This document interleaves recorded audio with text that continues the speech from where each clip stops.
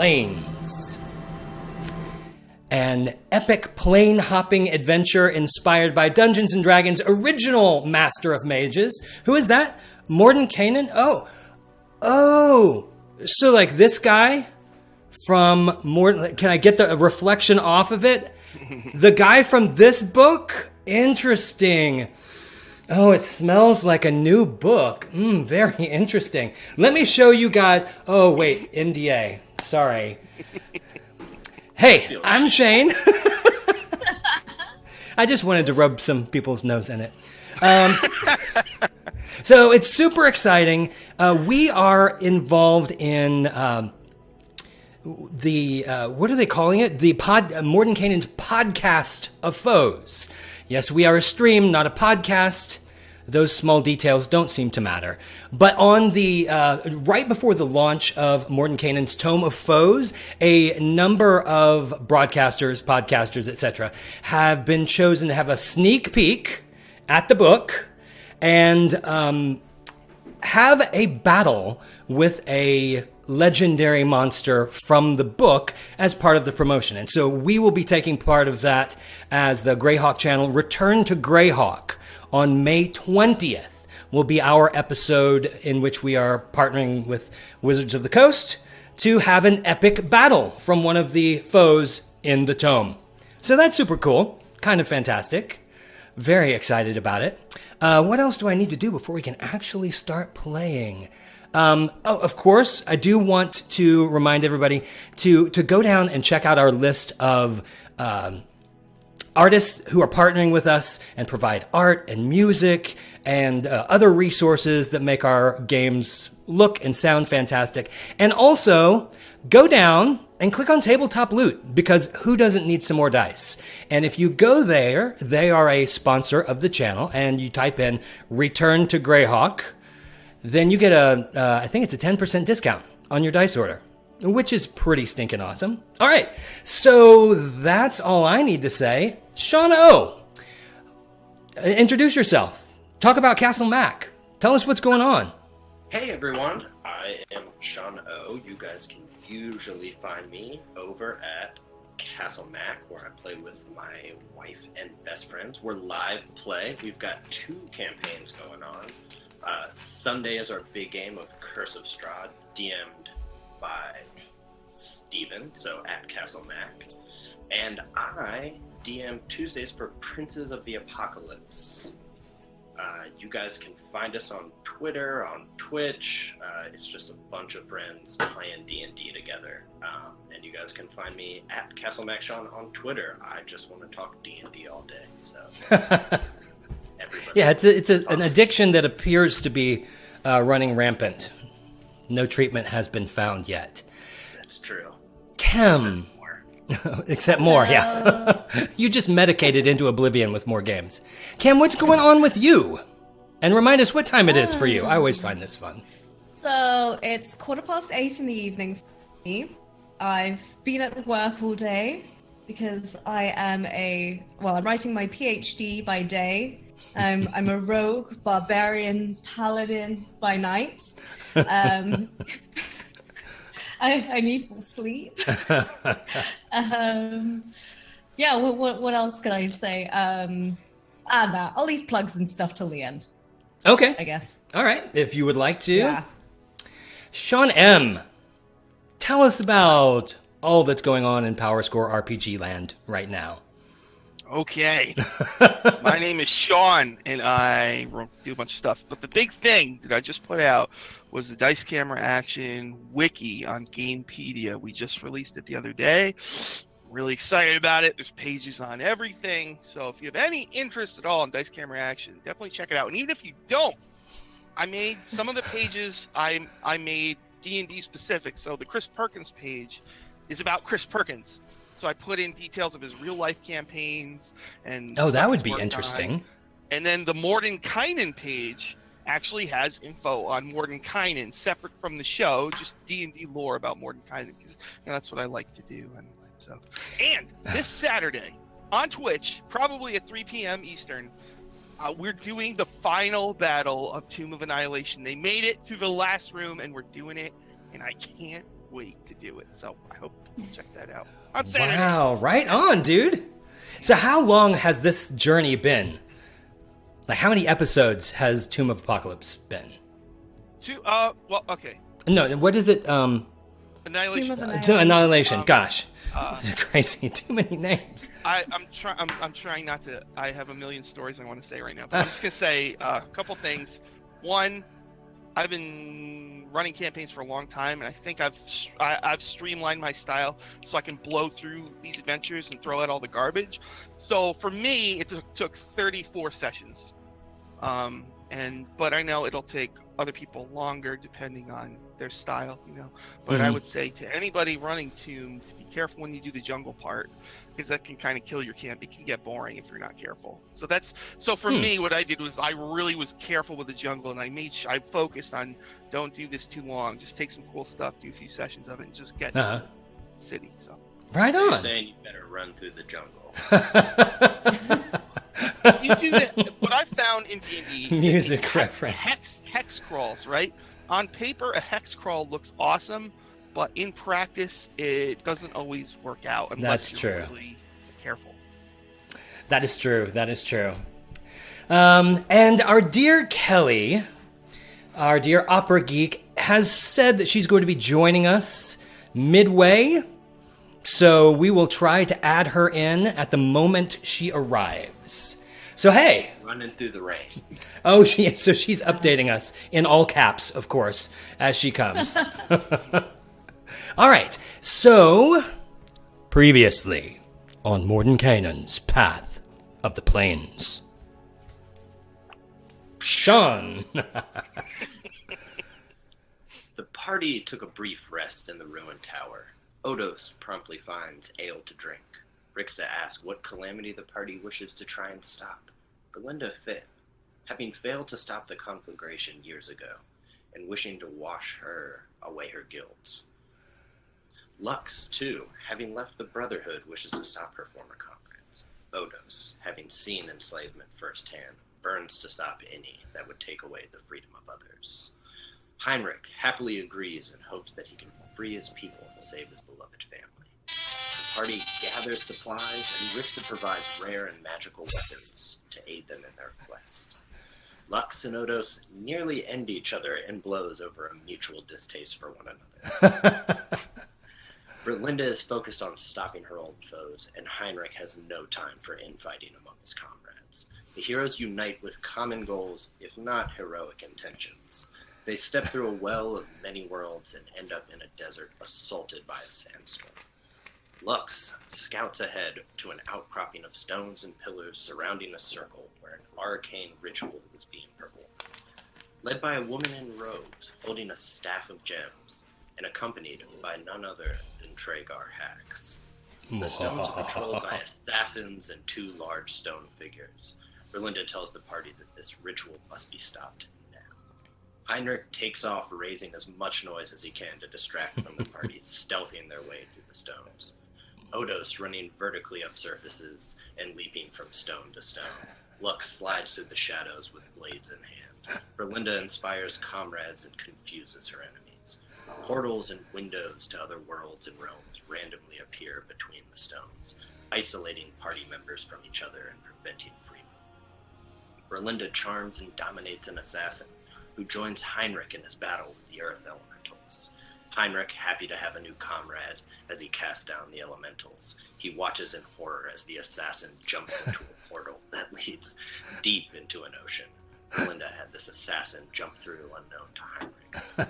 Lux dodges through comrades and enemies to deliver killing blows. Odos stuns enemies with precise fists and a fury of blows. Lux, Berlinda, and Odos manage to kill the woman performing the ritual and recover one of the gems. As they focus on Treghar, he is pushed into a portal and absconds with the staff and a remaining gem.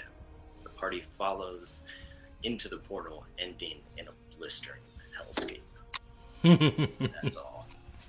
That's a pretty good story there that we're playing. That's fantastic. Right on, right on. So let's just pick up right where we left off. So who was the last person through? I don't remember. Lux. The last person through, I remember, almost didn't go.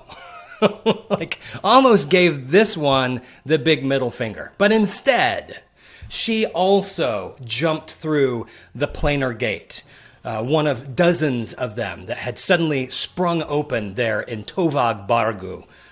And as soon as she jumps in, the first thing that she knows is blistering heat. Dry, skin-tightening heat. And spinning, falling, and impact. And pain. Let's check out this map. So if everybody would, I'm going to ping the proper corner here. And if you would, all go into the area in the lower left.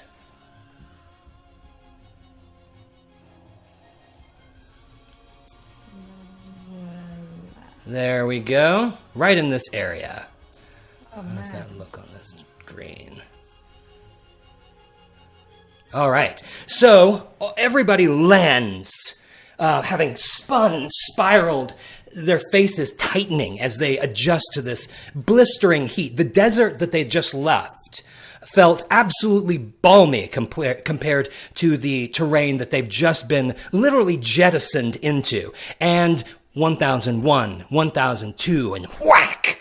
Suddenly all inertia stops with a kind of a bone-jarring jolt. Everybody's consciousness wavers in front of their face.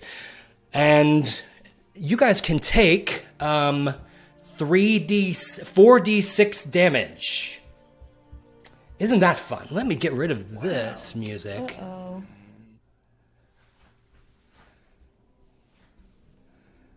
So how does that hit you? Would you say 3d6? 4d6 damage. Do we each roll it, or are you gonna roll? No, each of you can go ahead and roll that just for the fun. Really? Great. Because you One know time I that don't sort of want thing my is fun. 46 to do well. 1d4 plus. What was it? 40? Just Damage, 46. Just a mild 14. 14. Oh, ouchie. Oh no! Oh! Too bad you weren't generating a character with that old roll 4 and remove the lowest one. Yeah, right. You would have totally scored with that. I am hurt really bad. Oh, and I need to add Brelinda here as well.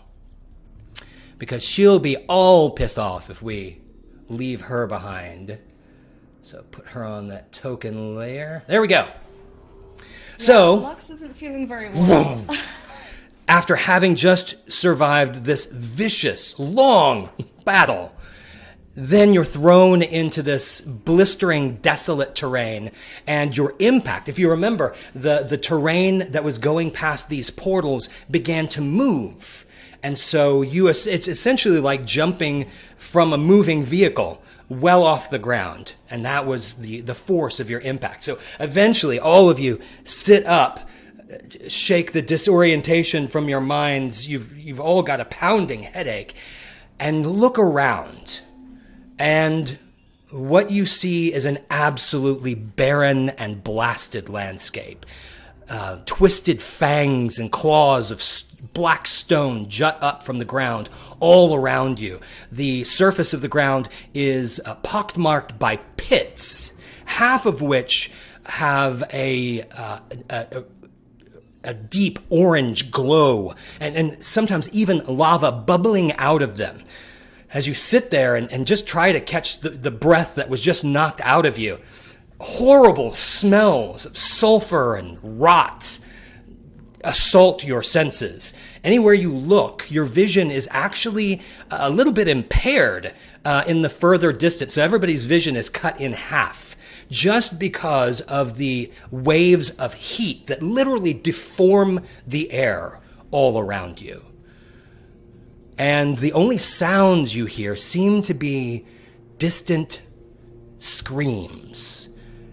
Far off, who knows where, farther than you can clearly see.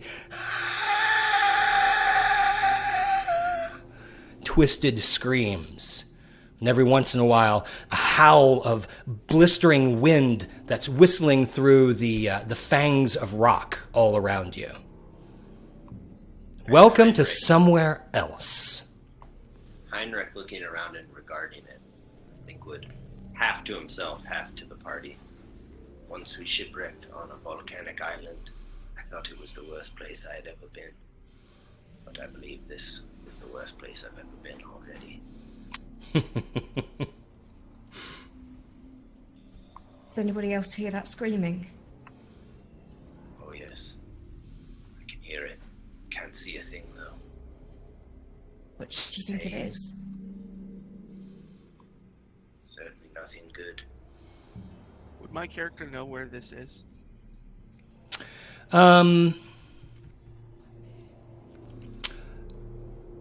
What sort of check would he do? Would it be religion or survival? Make a case for what you'd like to check with. A case can be made various directions. I'll let you lobby. Well, what? Probably be like nature or arcana or. I mean, there's so survival. many different ways you can look at it. I would say history, maybe, because if I studied it, Mhm. you know, that's how I would know about it. You think? I have Yeah, a minus yeah. 1 to it, but you know. All right. All right. -1. Here we go. Deep into the RP. Nice, Hey. nice. So I know. Yeah, the address is, you got pencil and paper ready? No, so looking around, It's the 9 hells, right? Avernus. you feel pretty strongly that you're on an entirely different plane. There are a number of things, as someone who's no stranger to planar travel, there are a number of things that you realize just feel different than the world that you were just on. So you've clearly traveled to an entirely different place. You wouldn't be surprised if this were. It seems like this is definitely one of the lower planes. So I don't know specifically what one it You is. don't know specifically. I will say I won't look at them. I'll just look at the vast hellscape before us, and I'll say, know that we are in the lower planes. Our souls are currency here. We must be careful. Good. Our souls are currency here. Souls are currency. That's right. Not sure this old And- will buy very much. If you see a river, know that the river Styx. Do not touch the water of the river Styx. It will wipe your memories clean forever. To some, that might be attractive. Have you been to this place before, Odos? I don't think I have. I have wandered many planes, but this plane is not known to me. I see. I'm going to take a drink of my booze, get my tipsy sway going, and then I'm hurt really bad, so I'm going to start like just trying to patch my wounds up a little bit if I can. Heinrich is one pretty messed up. So I think he might look around and regard them, having been an old soldier. Perhaps we should try to take a short rest here. We don't know where Treghar is. It doesn't seem like his trail is anywhere around us. If you remember, and I'm saying this as much for the chat, probably more for the chat than for you players, the portal, the world behind the portal began to move. And it was at that point that Treghar Hax went through the portal. And it continued to move until you all decided to jump through it. And there were a couple of minutes or more before you made the choice to follow. Now, when they jumped through, it was an underwater scene, right? No, when Treghar jumped through, it was this. It was this same scene. Yes. Wasn't it Heinrich's buddy who went into the underwater Yes, scene? that's true. You know what? Heinrich would regard that write down all these places. This is bad. We had somebody turn against to the Brotherhood and fight with me. Something compelled him to jump to an underwater plane. He drowned. I shall mourn him. Pray for him to my gods. Wow, yeah, mourn him because he betrayed the Brotherhood. What do you do? Like, no one's ever done that before. Thought you might have some sympathy for him. I appreciate that you share the Brotherhood and have joined us now, much as I would have welcomed him as well. Well, there's no point crying over spilt milk, old man. Seems a strange sentiment. Again, do you Look, think we should the all try to Brotherhood rest didn't here? care. The Brotherhood wouldn't No, have I cared for wouldn't. his life, so you didn't need to either. But, alright, enough of that. Yeah, let's get some rest. So what kind of rest are you going to go after here in this strange place? Before we do that, I want to look at Yeah. the clouds. Is Okay. there anything falling from the sky here? You don't see anything. You can see things in the distance as you scan the sky. You're on a vast flat plain, but you do see in the distance some mountains do rise to the. You don't know what direction. I was about to say to the south. You don't know what direction is what at this point. Are there any But caves or shelters or anything like that nearby? you do, to answer your previous question, you do see essentially massive fireballs hurtling out of the sky in various places in the distance. And you can hear, there's one, and you can hear, like it disappears. You see a flash of light. And then a few moments later, you hear a distant. We're not safe out in the open. There's plenty of twisted crags here. Perhaps we can find one to get underneath. Yeah, we're looking. Linda, what do you think? Yeah, what does she say? It is a very different group dynamic without her. Because we would all know what she thinks. That is true. She has her arms crossed and is sullenly sulking, humming some tune that sounds very much in a minor key, something dirge-like. Somebody ask her to sing a song. She says, later. Go, Shane. Later. In approximately 1 hour's time. Yes. She will, I'm sure, be quite musical. Let me zoom out. So you do, having made that suggestion, you do see this landscape, though flat, is rich in features. There are open pits all over the place, and massive crags of rock, some not so massive.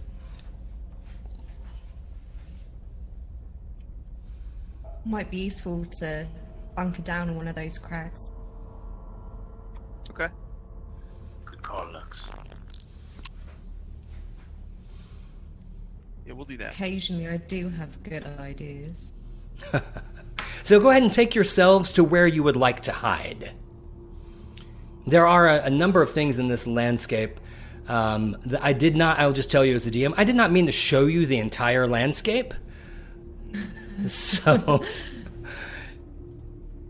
hold on one second. So that's about as far as you can see, given as far as you can see clearly. Okay, so I just moved over a bit. All right, so as you move over to these two overhanging, almost like teeth of rock, it's about 30 feet in diameter, and each one of them are almost 40 feet high, and they lean over what is either a path or maybe in a different world you might think that this is a dry stream bed. But with the temperature here, you can't even imagine water remaining. This definitely feels like the place that where water is going to be very difficult to come by. But is there like a spot of shade we can have a picnic under? Well, the Can I sound any sky. more English right now? If you did, it would be charming. So the sky is very dark. You can tell that there is a low level of clouds. Like the clouds don't feel far off. They feel very claustrophobically close. And they're like booking it across the sky and roiling, and they're kind of a deep purple, except you can sense that there are areas in this landscape that are very openly fiery, because you can see their reflection or the ambient orange light tainting the clouds on those spots. And then, of course, you can see this ongoing show of these missiles hurtling towards the ground. You can see the sky light up in that area before finally the whatever this object is bursts through the clouds and smashes into the ground. And also, on a closer note, there's a skull, a massive skull, about 3 feet from you, 10 feet from you. It appears to be old and weathered and cracked, but it's just kind of sitting there looking at you. Is it like a human-shaped skull, or is it like an animal? Or... It is humanoid in shape. You can definitely see bony ridges that aren't exactly human, but they're 2 giant eye sockets, the typical nose cavity, and then the upper part of a incredibly fanged mouth with the fangs sticking down into the cracked gray earth. Wherever the jaw is, it appears to be missing, so it's sitting low on the ground. I think this is something native to this place. I've never seen a thing like it. I will drunkenly shrug, and I will climb through the eye socket. It's probably safe in there, so I'm going to get in there. It's not quite that big. Oh! Alright. But it's a massive skull. Like whatever this skull was attached to was a large and likely formidable creature. Well, that's comforting. I'll go and sort of chill underneath sort of this outcropping. Mm-hmm. So what kind of... Go ahead. Short rest. Oh, I was just going to say Lux will sort of like pull her cloak of displacement over her and sort of just huddle down into the dust.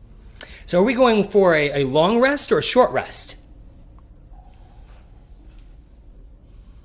I think I'm feeling short. I don't know if we want to dally here. I know, but if we could shoot for a long rest and see if we could get it.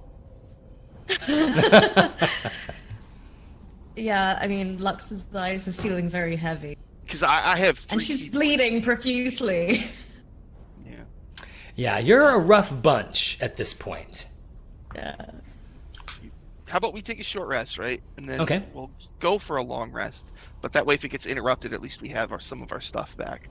Wise move, players. Okay, so you are able to sit there for long enough to stare anxiously at the mirage-like wavering air all around you, looking to see what's coming. One of these things with a massive skull. What is that? But you remain safe long enough to bandage your wounds. Take a breather. Take some of what little water you've got. Gnaw on a piece of jerky or whatever, and you've got a short rest under your belt. Okay. Do you want us to roll hit dice? Yeah. So if you want to replenish hit dice, whatever short resty kind of things you want to do, let's do that now. Let's start with 5d8. See how that goes. So, that's terrible. Well, plus my con bonus, right? So 22. Yeah. So 32. So that brings me to... Lots of 8. rolling. I think I'm going to have to use all of my hit dice. I don't think I've ever done that in my life before. Alright. / roll. So do you add your constitution per roll of a die? I believe so. Yeah, yes. Right? Okay, cool. 78, so I'm at full. Okay, I'd use all my hit dice, but I'm back to full. All right, and I still only have 3 key points, so... I'm fairly notorious as a DM for keeping players going past the point that they can really replenish their resources. I don't even intend to do that, but it is awfully fun. So I guess I'm not going to really change that tactic. All right, well, I have tons of alcohol, so I'm going to drink it. And I think to get there, I only need to meditate. I don't remember. I'd have to look at the 5e thing, but I could. I'll say, this one does not need to sleep. Go ahead and sleep. I'll keep watch.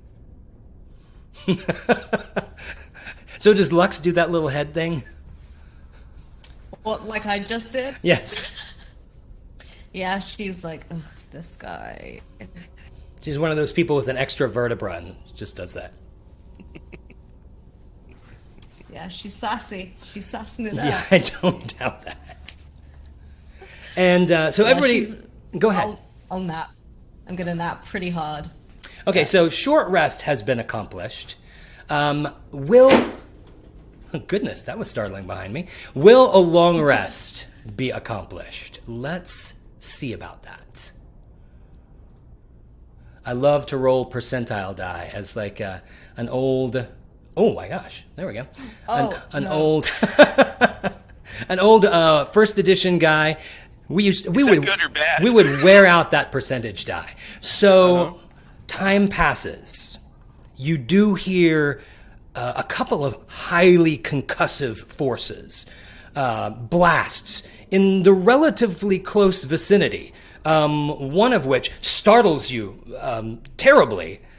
You do see in the distance, on more than one occasion, winged creatures flying by, but nothing seems to approach you. And while it's a fitful sleep that you all are able to grasp, it is sufficient for a long rest. Whew.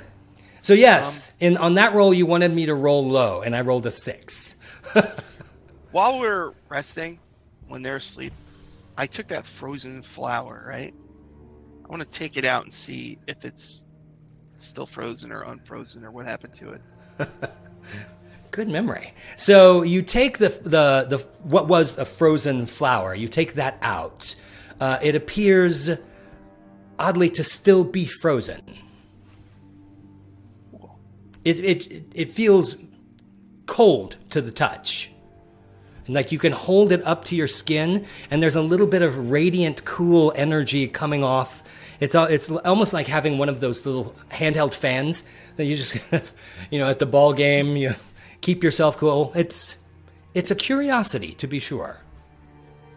Okay, I will meditate and stare at it, and try to figure it out. But if I even think they're awake, I'm going to hide it real quick. Okay. I would assume that you can sense them waking up, and I'll give you ample time to stash the bizarre foliage.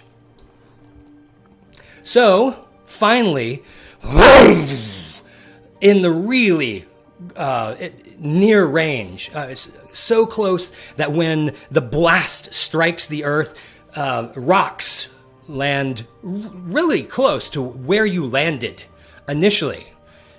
So the heat that came off of this rock smashing into the ground is like a blast of hotter air rushing across you. And all of you are awakened, signaling the end of your long rest, to be sure, in dramatic fashion.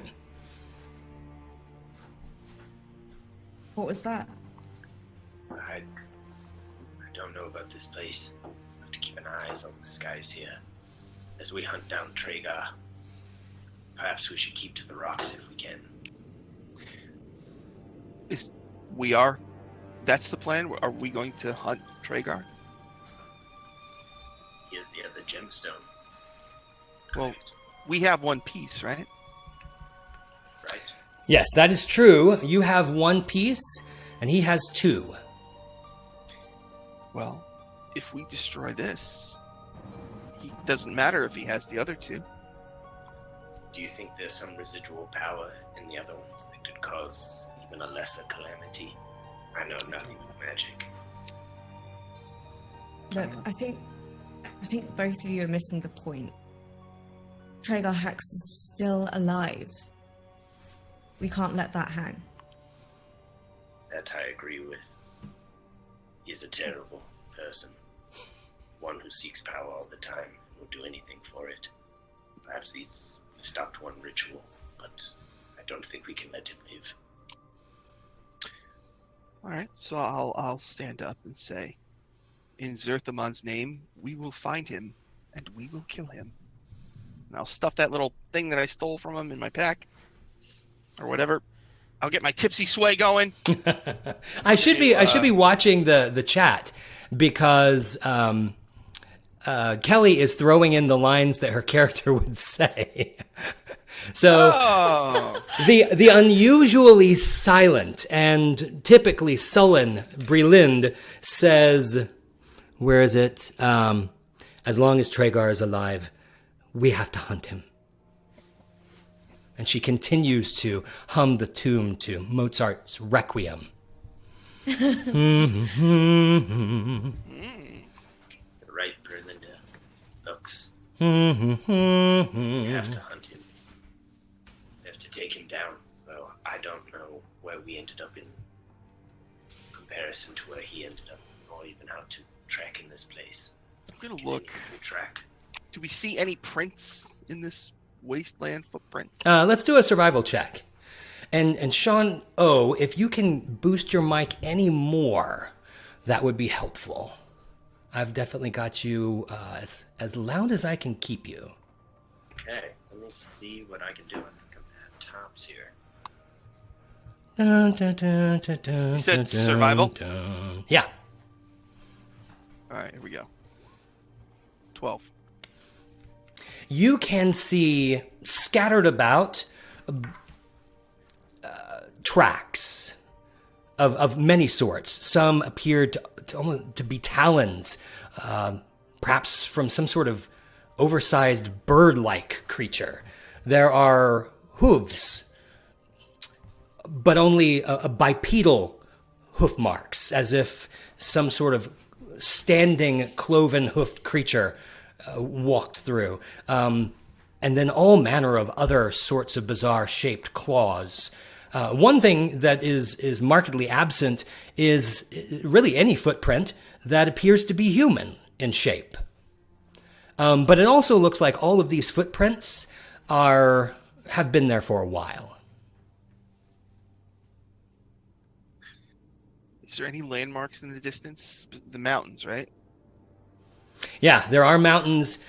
I will say the mountains are in this direction.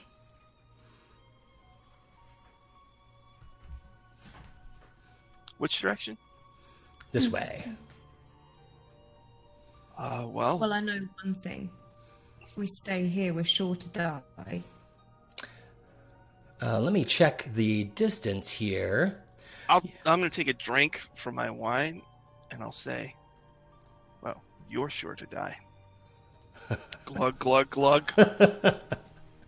I also want to note that in the distance, you can see, this is far enough, you can see there's a vast lava field.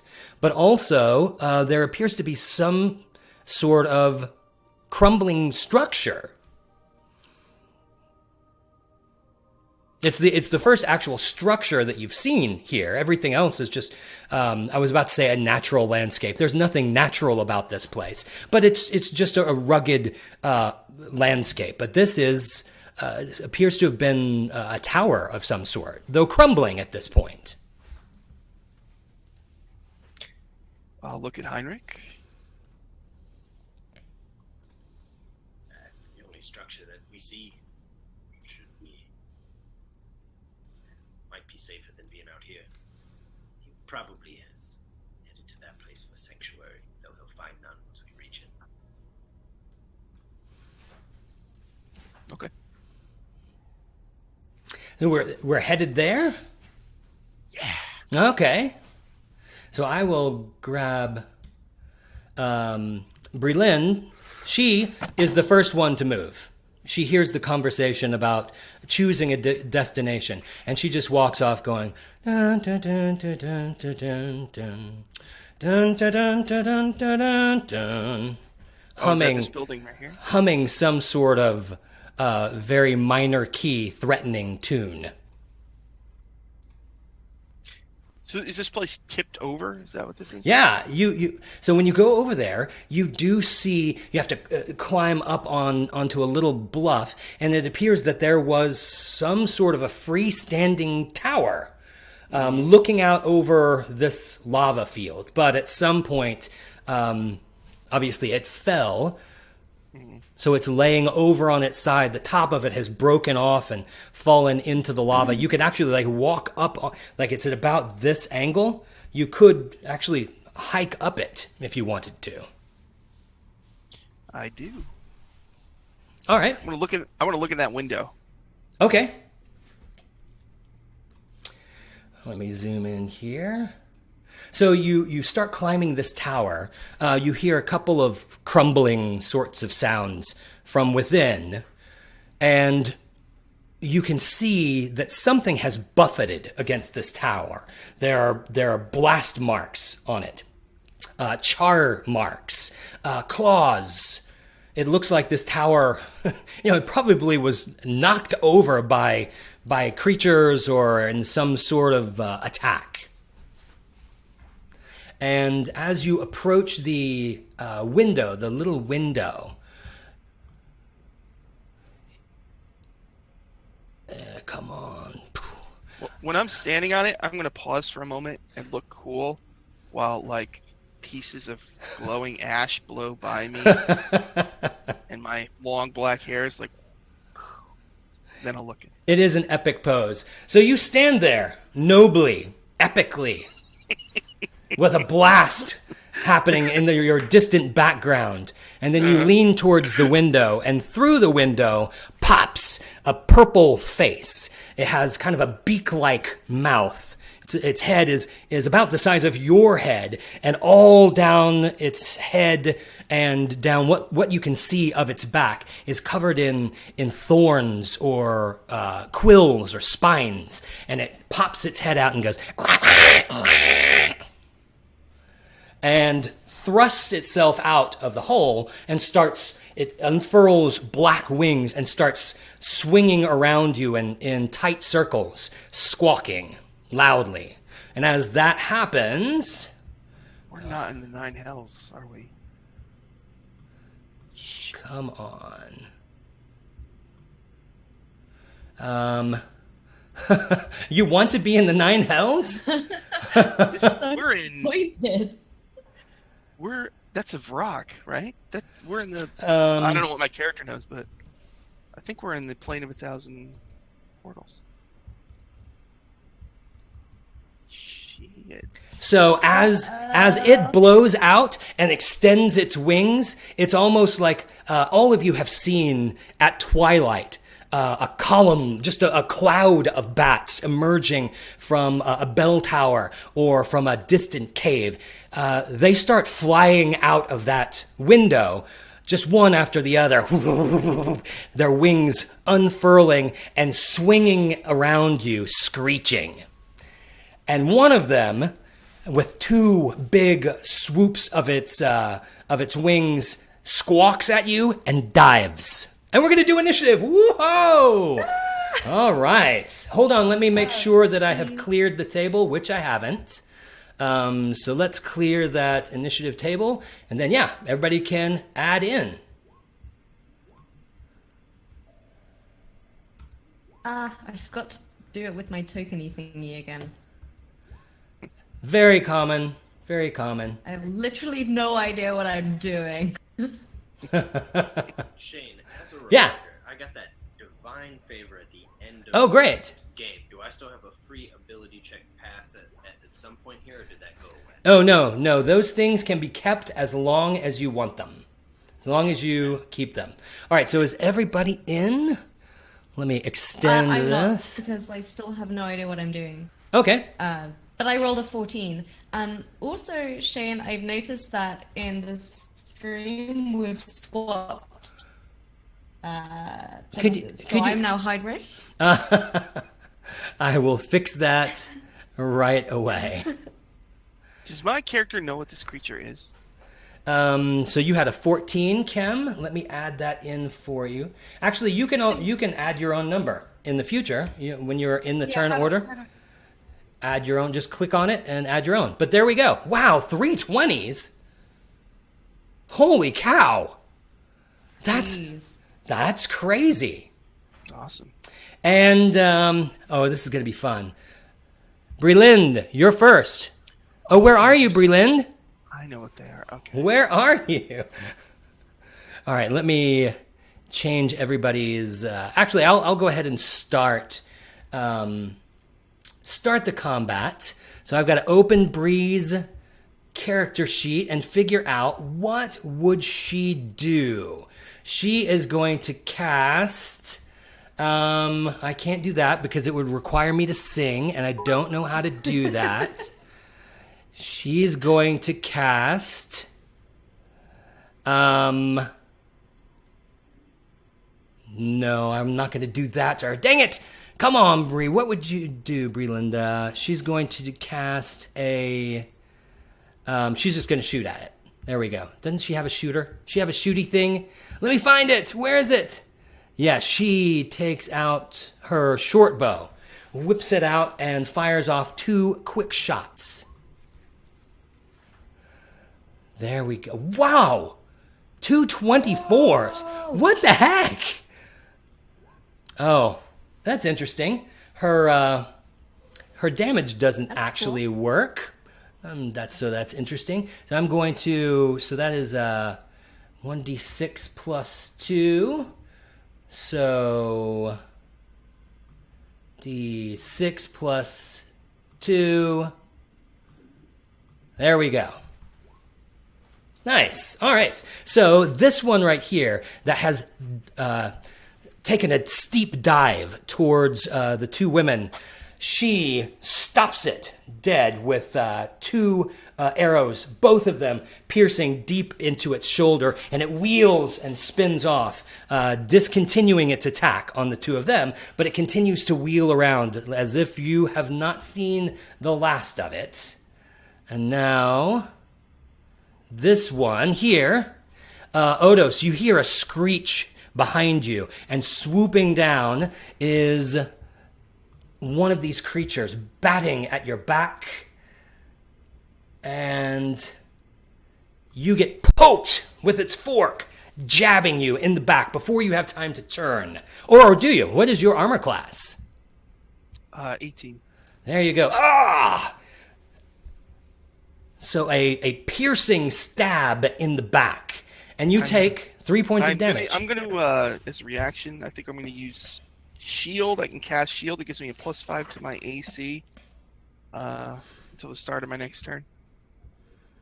So that should block it, right? Yeah, it would. It would block that.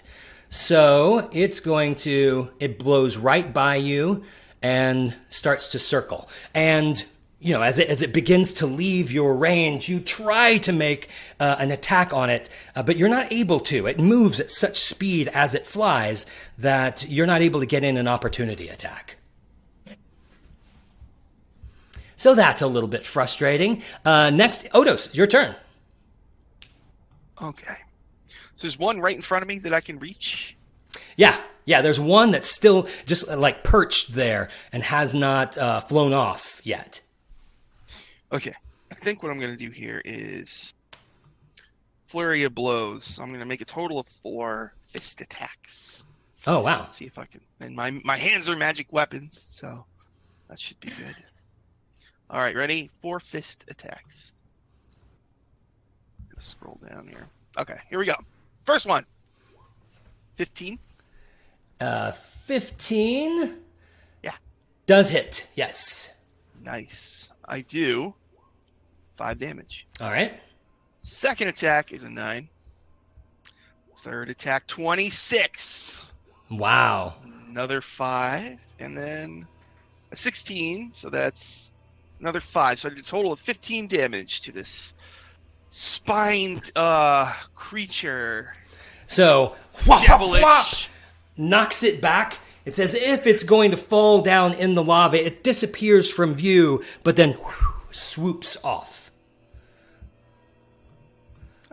So it is now there. All right, wow. That was formidable. That was 1 key point. All right, so now from me, that is this creature. This one swings in, swoops in, and attacks Heinrich. So it flies in with an angry, swooping screech, and has, as it blows by you, it flings its tail in your direction, and spines burst off of its tail. And your armor class is 19. So you're able to kind of bat them away. They ping down your arm. They don't pierce your armor, and they just land down on the floor of this structure and rattle down the rock. But you can see that they glisten and ooze. And he gets a second attack. He also, on his way by, forks at you, swinging. Basically, it looks like a twisted trident, and he pokes at you, wings flapping to keep him in position. But again, you're able to parry that away, and he will continue to fly off and go all the way to there. Again, you swing at him as he goes by, but fail to connect. Lux. Okay, so Lux is gonna pull her hand crossbow out from underneath her cloak, mutter something. It's probably a swear word. Which is probably a swear word. And try to shoot at probably thinking about what's dead in front of her. Is that guy who's to the right of Heinrich in range? Yeah, I would say so. Okay. So, gonna roll that real quick.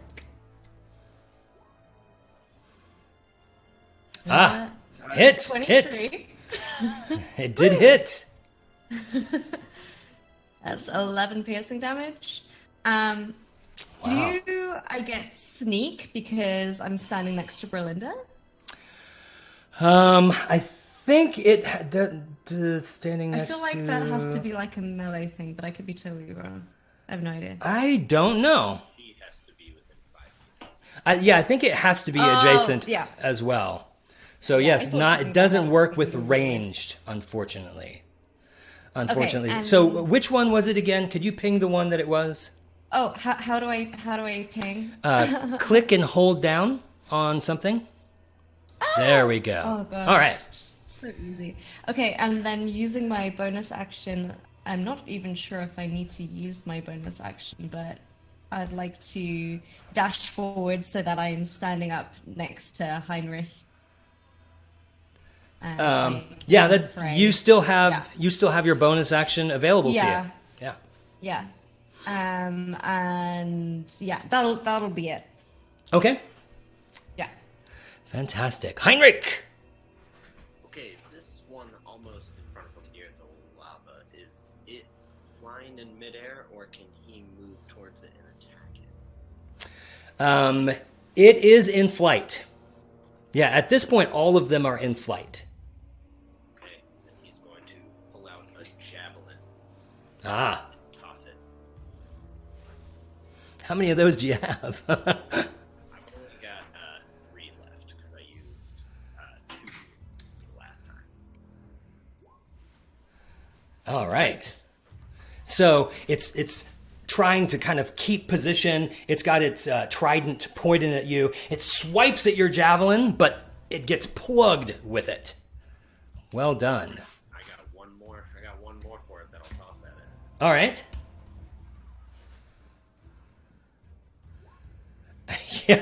Yeah, just a... Wow, good grief. Very nice. Through the torso. Yeah, you have plugged it twice, it wavers in the air, and it's trying to remove these javelins from itself with one hand while it holds its own trident in the other. And now we have multiple attacks from these horrible creatures, these flying porcupines. So the one that you just plugged is furious now. It flies towards you and attacks with both a vicious bite and swings its fork at you. Oh, plugs you with the fork. Wow.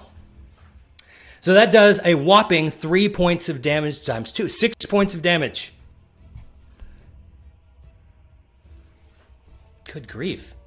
Yeah, they're not too fierce, I guess. At least that one's not. So this one swoops down, and just because I want her to have been hit by the time she shows up, this one hovers about 8 feet above her and swings its tail twice. But she, with her sword, ting-tang, gets it out of the way and is unharmed. And the creature just continues to swoop on by her. And the next one, this guy, charges directly at Odos, again with fork and tail. My goodness. Wha! Wha! Your wax on, your wax off completely blocks both the fork and the tail.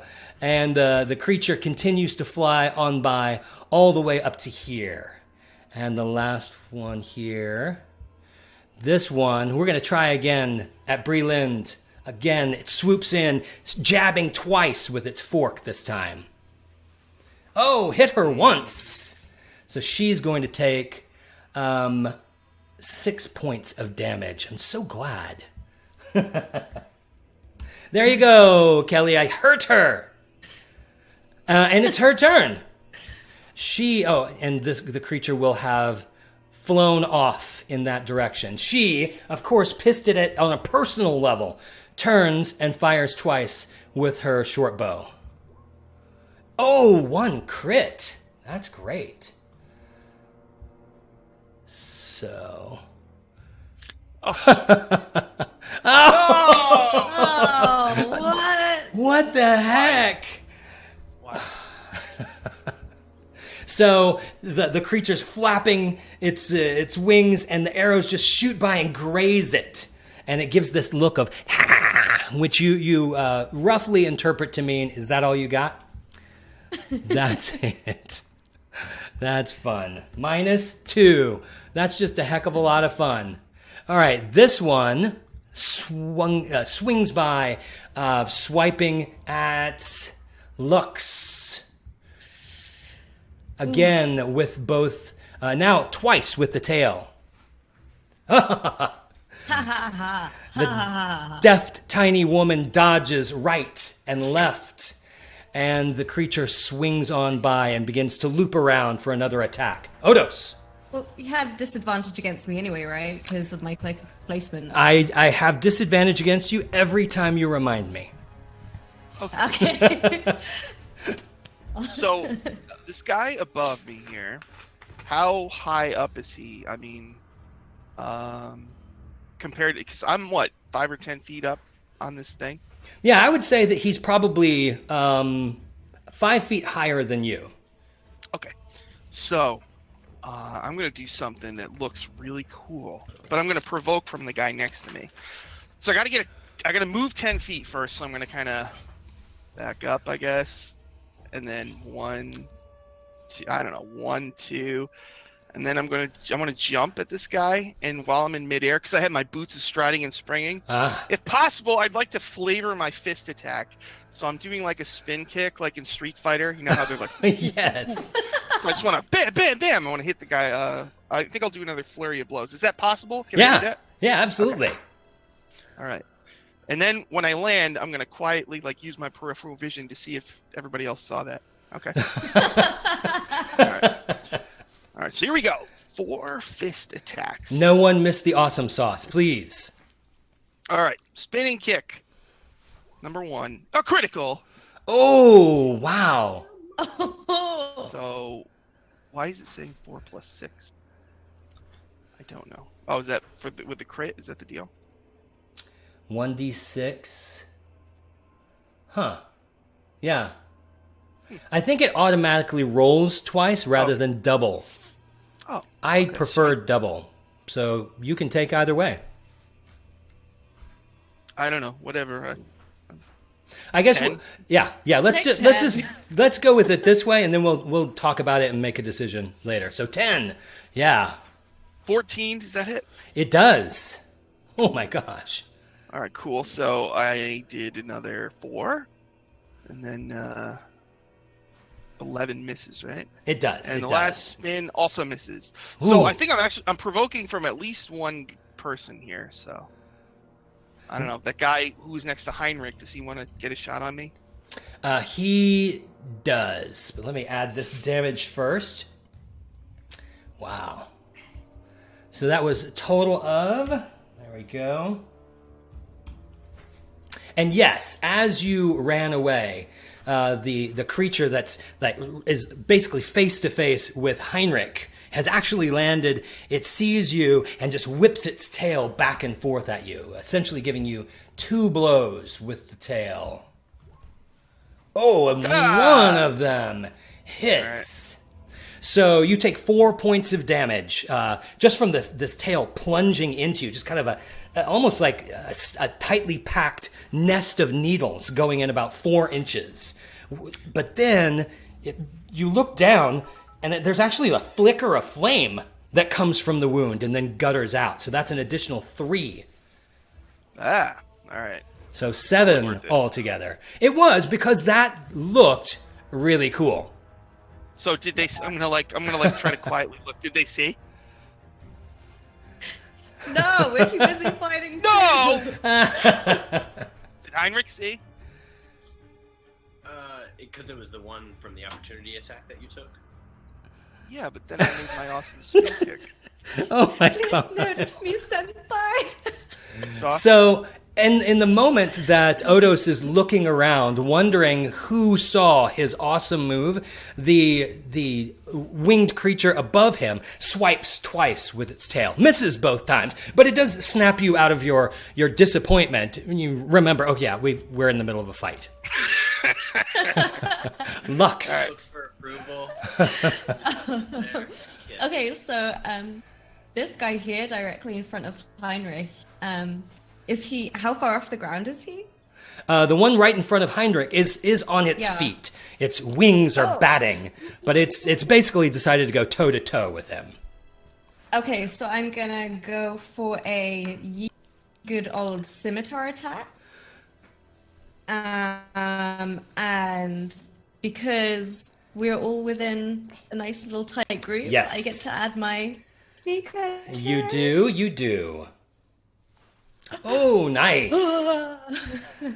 So you swing and slash. Okay, Wow. and then I get to add...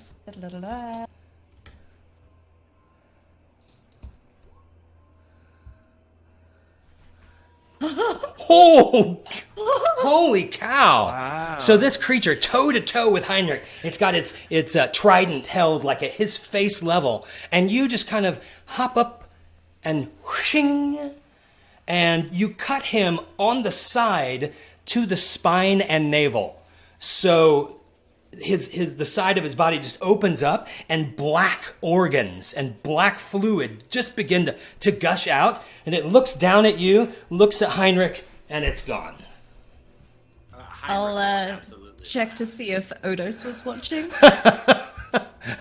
I'm gonna pretend I wasn't, and I'm gonna make a deception check to pretend. No! Obviously. No. It's one of those things where she looks at you, you make eye contact, and then you go. Fantastic. Heinrich, what now for you? Beautiful. Okay, so the rest of these are all flying. Yes, they are all in flight. How high are they off the ground? This is the one that you hit with your... I believe that's the one that you hit with your your javelins, so you can retrieve them. Sweet. And I'm just going to have you, whenever it's your turn, you talk real loud. Okay. How high are the other ones off the ground by chance, though? To make it simple, I'll say all of them are 15 to 20 feet off the ground. Okay, gotcha. Then I will, from here, pull one javelin and throw it at the one that's over Odos. Okay. Whistling through the air, plunges directly into its gut. And then I will pull the other one and toss it. Well, belay that action, because it goes into him, and you see it reach around. It seems like it's trying to get it out from the back or from the front, and its flight wavers and it slams into this fang of rock and rolls down and lands in a heap of wing and spines. Fantastic. Then I will toss one at kind of the next one down from him. Okay, this guy? Yep. Do it, do it. Oh my gosh! You're on fire, man. Woo! Good grief. So again, whistling through the air, I mean, you're absolutely deadly with these javelins. You've yet to miss.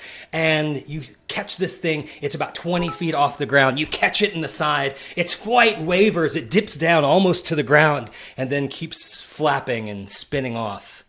So that was 7. Why can't I? There we go. So minus 7. All right. Now we've got a flurry of attacks. That guy is down, so we'll take him out. This one here swings again towards Breland and attacks twice with the tail as it swoops by at full speed. What is her armor class? She, this time, catches a 13. spine right in the back of the neck. Is that the actual Breland that we're hearing the voice of? My armor class is 13. Welcome back, Kelly. Yay, welcome back. You just got stabbed in the neck by a spine. Oh, And delicious. there's this horrible numbing pain. You take 4 points of damage from that, but then there's like a flicker of light. You're catching fire. Your hair is singed. It smells really bad. You take 3 more points of damage from that. That's rude. And it just zooms on by you. There we go. So that's that one. This one again swings at... It's going to attack both Lux with the fork and Heinrich with the tail. And hits neither of them. You guys are just spinning around trying to keep track of where all of your attackers are. And it shrieks as it flies right over your head and away. And now this final guy... Even though I didn't get an opportunity attack, would I have an opportunity to use a Battle Master feature of when a creature misses you with a melee attack, I can use a superiority die? I will allow that. Yeah. I think that's different from an opportunity attack. All right, then it is long sword. Ooh. You hack deep into it. And it gives off a...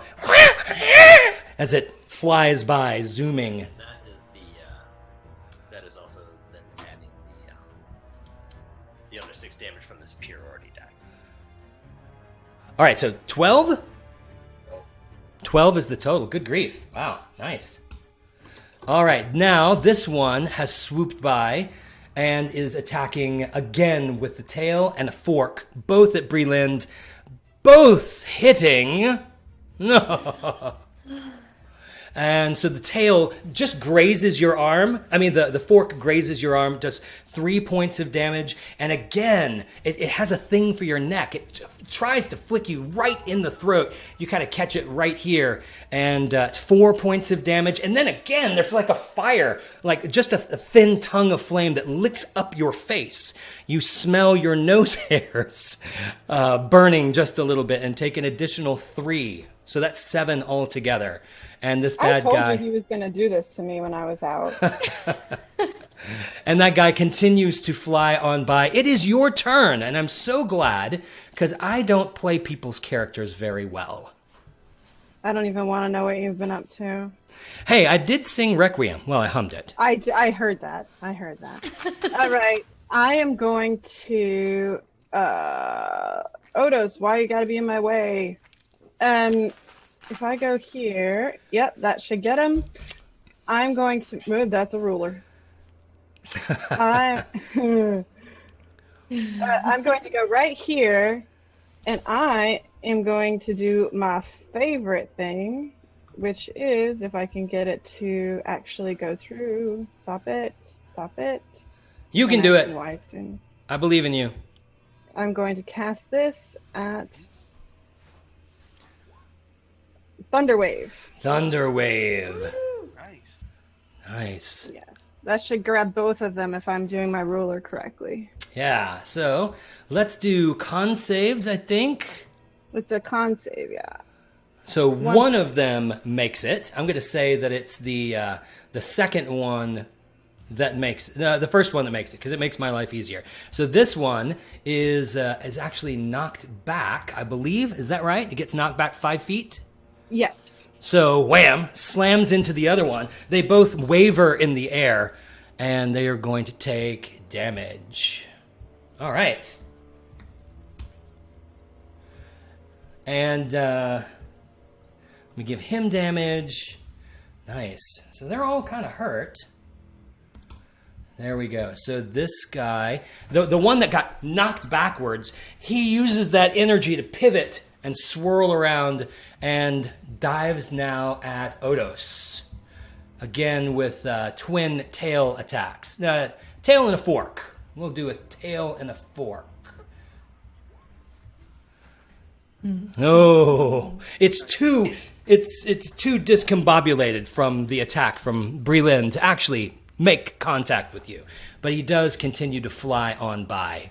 Is that other guy adjacent to me, or is he like flying above me? This guy right here, Yeah. he's dead.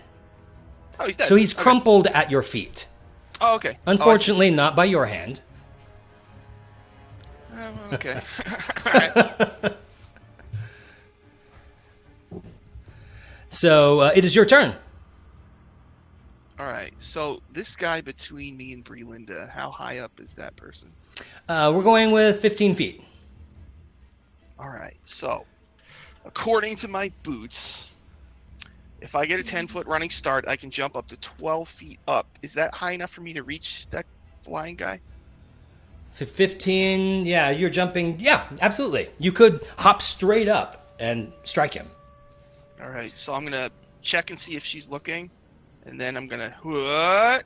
And then I'm gonna jump up and like, so I'll jump up and then and then I'll land and if it looks like he's gonna die, I'm gonna land so my back is to Brelinda, and I'll just be standing there, like breathing heavy as he falls. And lands behind you, but you don't turn around to see him land. Right. Okay. All right, hit him. Here we go. 4 fist attacks. Here we go. 12. No. 18. Yes. Oh, 9. That's good. That's good. 9 That's points. good. 13. 13. Yeah. Another 9. Oh, wow. So it all plays out just like you dreamed it. Yeah. You fly up into the air with a quick look down at Breland. Wham! Wham! Right in its solar plexus. It spirals and comes crashing to the ground, landing behind you just a beat after you've landed and slowly stood up. I cannot attest as to whether anybody saw. Hold on. I'm going to make a deception check to. I'm gonna say So she that, doesn't notice that I'm. Oh, no. All right. Well done, Odos. Well done. Oh, okay. He does an awkward cheat over his shoulder to see whether Breland was looking, makes eye contact with her, and then just acts like he was looking around for more of these creatures. I'm too busy like patting my hair, making sure my hair is still there. My eyebrows. Oh, how disappointing. All right, so that one's dead. So he's You not in tried. there. Lux. Hashtag Odos tried. Oh. Ooh. Ooh, yes, wait. You get turns too. Yeah, I was so busy enjoying everyone else. You thought you were just watching the stream. Yeah, I know. Okay, I'm gonna go for this guy down there. I'm gonna just plain and simple use my hand crossbow. Or am I? Yeah. Oh, I just realized I never did change you guys' nameplates. Sorry. It's okay. I'm happy to be Heinrich. Come on, come on, come on. This is 28 to hit. I assume that hits. Yes, that does. It does hit. And 8 And piercing. would you ping which one you were doing again? My bad. I'm sure you This made it guy clear. here, Okay. If that's okay. And then I would like to use my bonus action just to like move over here-ish and then just like really duck down and hide. And hopefully blending into the shadows a bit with my cloak of displacement. Okay. Can you can hide as a I am bonus the action, knight. correct? Is that right? Yeah, that's right. All right. Yeah, it's in my bonus action. Do you want me to pop that into the... No, that's fine. That's fine. Magic? Sweet. So as you fire off the crossbow, it's looking at you, and it catches it right in the throat, and it starts going, and it's having a hard time flying as it grasps at the bolt that's deep in its trachea, whatever's in here, and it definitely appears to have been gravely wounded by you, Heinrich. Okay, so this one is also 15 feet off the ground. Yeah. All right, I'm pulling out that last javelin. Oh yeah. And you're shooting at this guy? Same one as Lux. Okay. Yes. Yeah. So you hit. It's making no sorts of evasive moves. It's basically just staying in the same place while it's grabbing, and then it goes, and with your javelin right in the middle of its chest, it kind of falls backwards and lands, twitching on the ground. So it'll fall right here, and it is dead. Nice. All right, so there aren't many left. Go ahead. And move over, kind of up to the north here, and try to goad them into coming down to fight me. I know I can't reach them now, but as I run, Uh-huh. I'll be like, "Come on, face me!" You know, swirl the sword. All right, so move to where you're going to be. There you go. Okay. Right there. You do have both of their attention. They look, and one of them goes, screaming in rage at you, and zooms at you, attacking with the fork and the tail once again. The tail, so it catches you like right at the crease here, but its tail gets so stuck it has to yank it out of the way, and when it does, you see a big wound open in your shoulder. So you're going to take 14 points of damage. And yet again, the wound bursts open, and then like a big tongue of flame licks out. So it's self-cauterizing. That's handy. And it zooms on past you. And now, where's this guy? Which one is he? He zooms at you as well. So you definitely caught their attention. So it actually lands in front of you and leans in with its teeth, and you feel them scrape across your arm as you're trying to block with your sword. Not a terrible wound, 5 points of damage, but you've now got a kind of a ripping gash down your forearm where its teeth sank in and you pulled it away, and then its fork comes at you, but you're able to block it, parry it out of the way. Bree Linda. I was going to say, finish my name. I am going to, oh god, I closed my character sheet. I am going, why did I do that? Yeah, that's always a bad move. Shush. I am going to firebolt this guy here. Well, if I didn't have my ruler on, that would be helpful. I'm gonna firebolt that guy there. Yeah, so licking out from your fingertips, this arc of flame lashes down from its face all the way across to the other side of its body.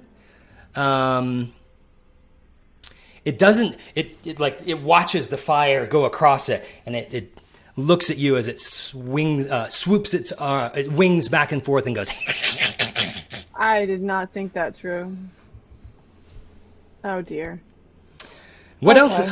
What else are you going to do? I have 0 inspirations prepped, so nothing. Too bad. Too bad. All right. So the one that's no, not that one. I used his attack. I got the attacks out of order just a little bit. So we're actually going to skip that guy and go to Odos. My bad. So, all right, that guy near me in Brelinda, this guy here. How high up is that person? 20. And how high up is this rocky crag thing here? It's probably the tip of it probably goes about 30 feet in the air. So I can run up vertical, so I can run up it and attack that guy. Wow. Yeah, that's a fun trick. I have speed of 50, so I should be able to do that. Absolutely. Wow.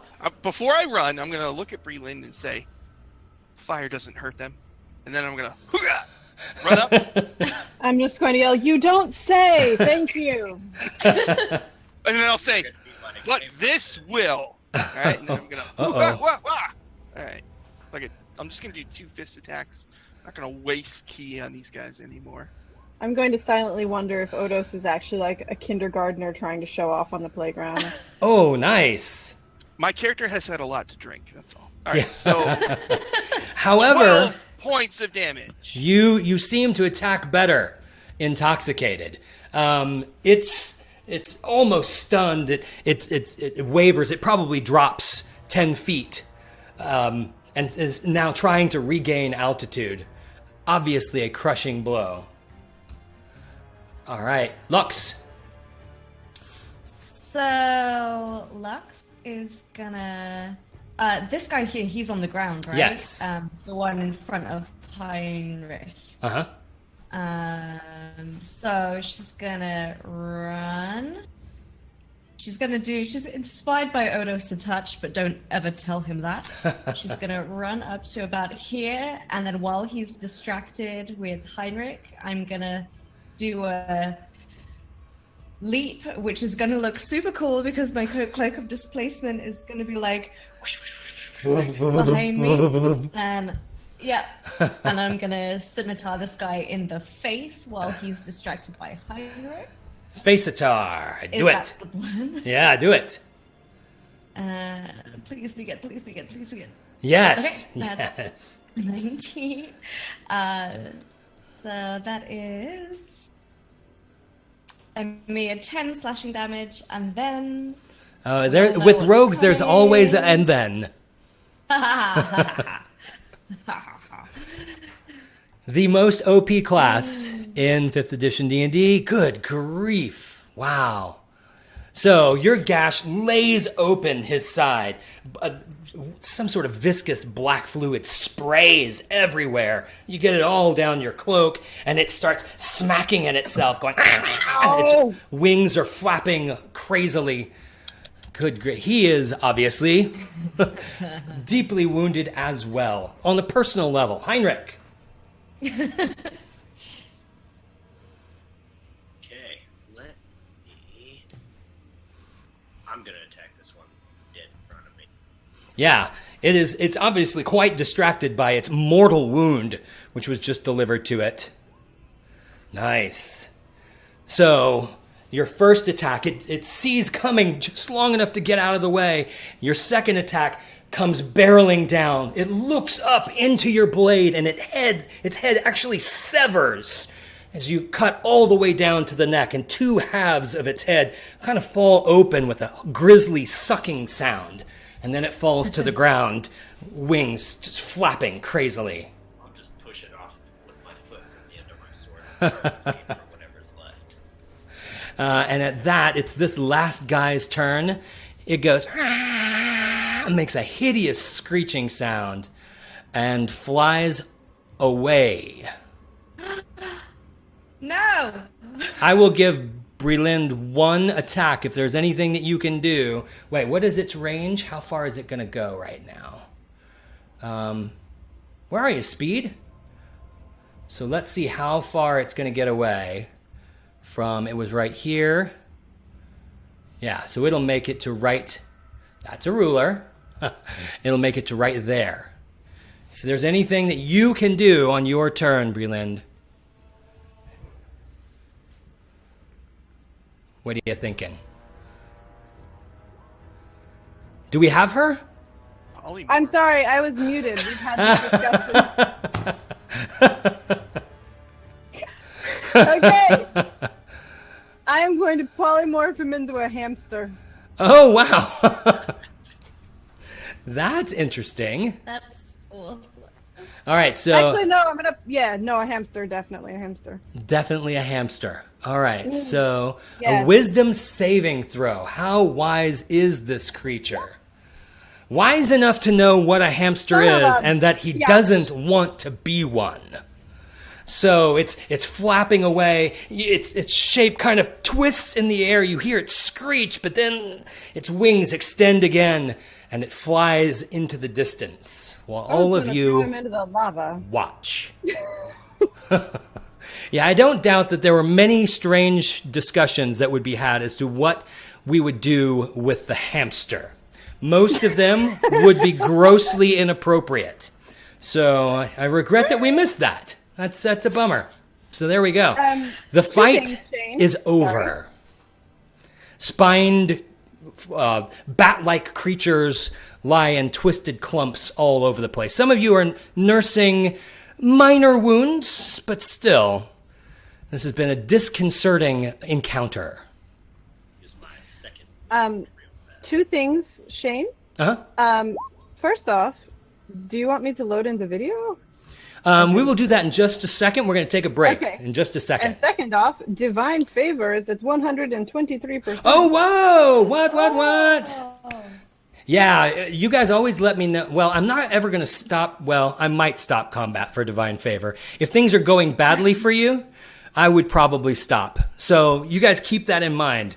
I can't watch it while I'm doing combat, but if things are going really badly for you all and we get divine favor, let me know and I'll see. Because that's when the gods would want to intercede, I believe. All right, so let's do a divine favor. Let's put on the board so that everyone can see it.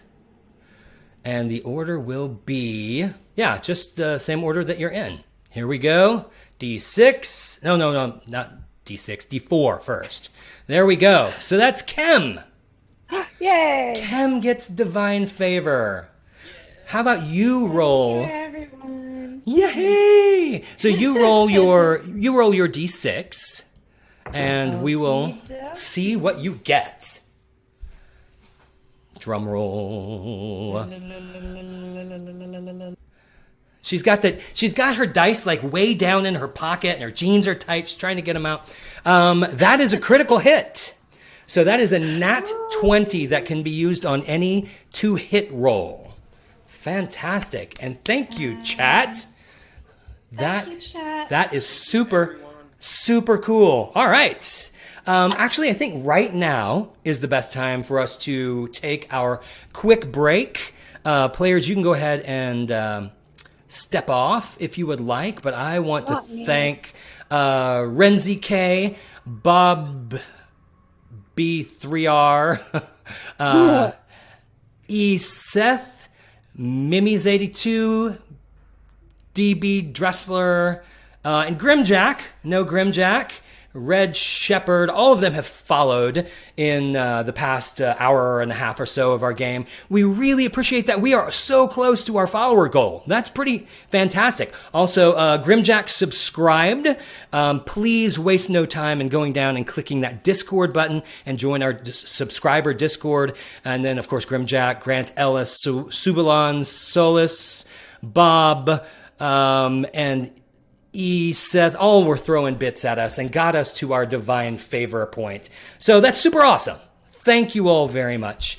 I am eager to get back and see what the hell is going to happen as they try to figure out where in the multiverse they are. Stick around. We'll be right back.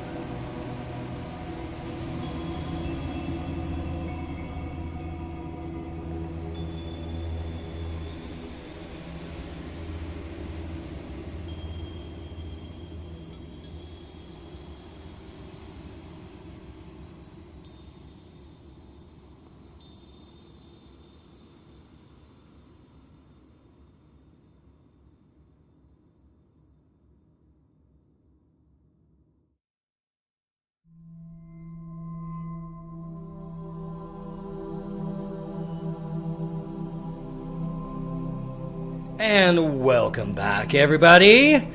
I am very excited to see how these players try to figure out where in the holy hell they are. So that's going to be fantastic.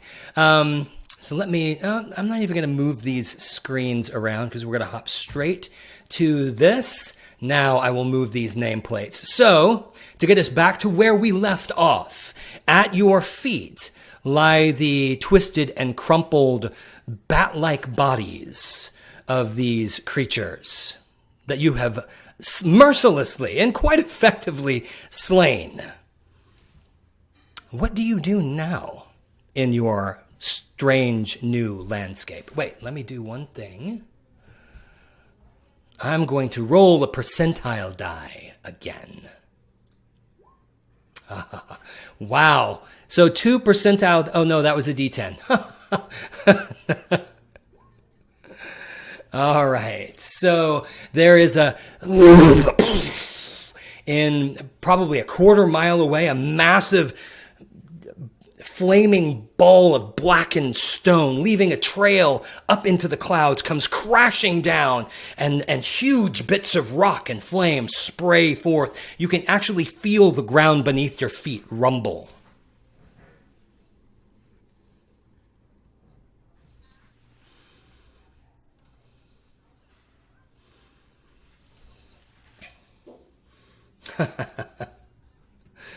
Always so maternal.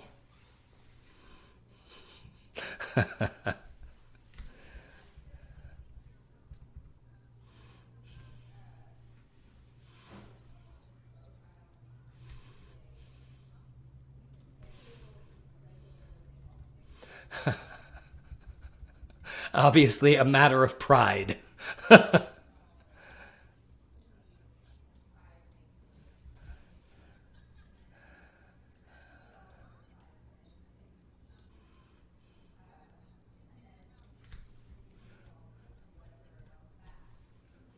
I don't know that if you came to this, if you showed up here with damage from the previous fight, we did do a long rest while you were gone.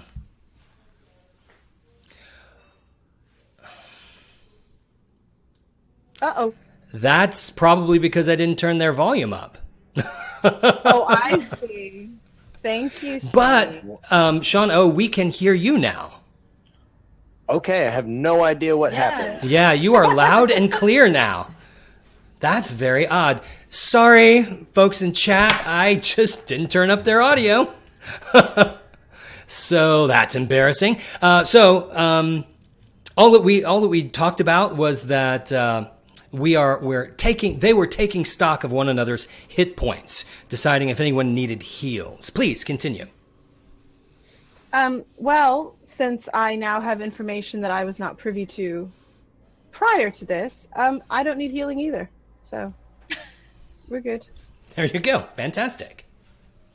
So, guys, I haven't really been paying attention. What have you been up to? It's been You so seemed to- long since we last spoke. You seemed a bit out of it for the last hour that we've been here. I know. I was uncharacteristically silent from what I heard. It was strange. Well, as you were humming to yourself, we decided we need to track down Treghar Hax. Treghar Hax. Okay. Before So these I'm fully on board with this. spined devils. All right. So, my goodness me, this is a lovely landscape.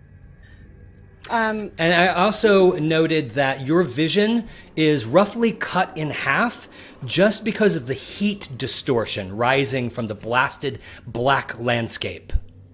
Okay. You literally get miraged out past that distance. Okay. You can see things in the far distance, but you can't see clearly. All right. Well, I'm open to suggestion. What do you guys think? Suppose we can just pick a direction and start walking. I know you spoke of some river here, Odos. Perhaps if we can find it, that's at least something to navigate against. I'll nod and drink from my thing. He nods and drinks from his thing. Oh, so many puns. Yeah. I mean, As you all decide that, Lux is going to head back over to the tower and sort of look into that window. Okay. So Spiny things which came up from. directly beneath the window is lava, but you can see down into it. You can see that there's kind of a shelter, essentially, and kind of all over the ground, on the floor of this shelter, there are. When you stick your face in, the first thing that hits you is the smell.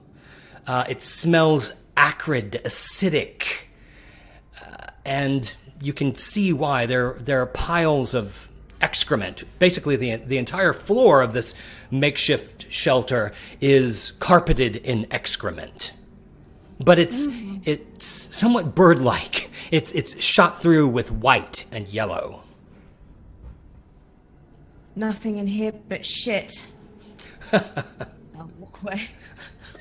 DM, quick question. Uh-huh. Would I, obviously in this landscape, be able to find like a handful of sulfur, I'm assuming, anywhere around here? I think that I would give you a DC on that. You do know that you could search at the spots where lava meets stone. Mm-hmm.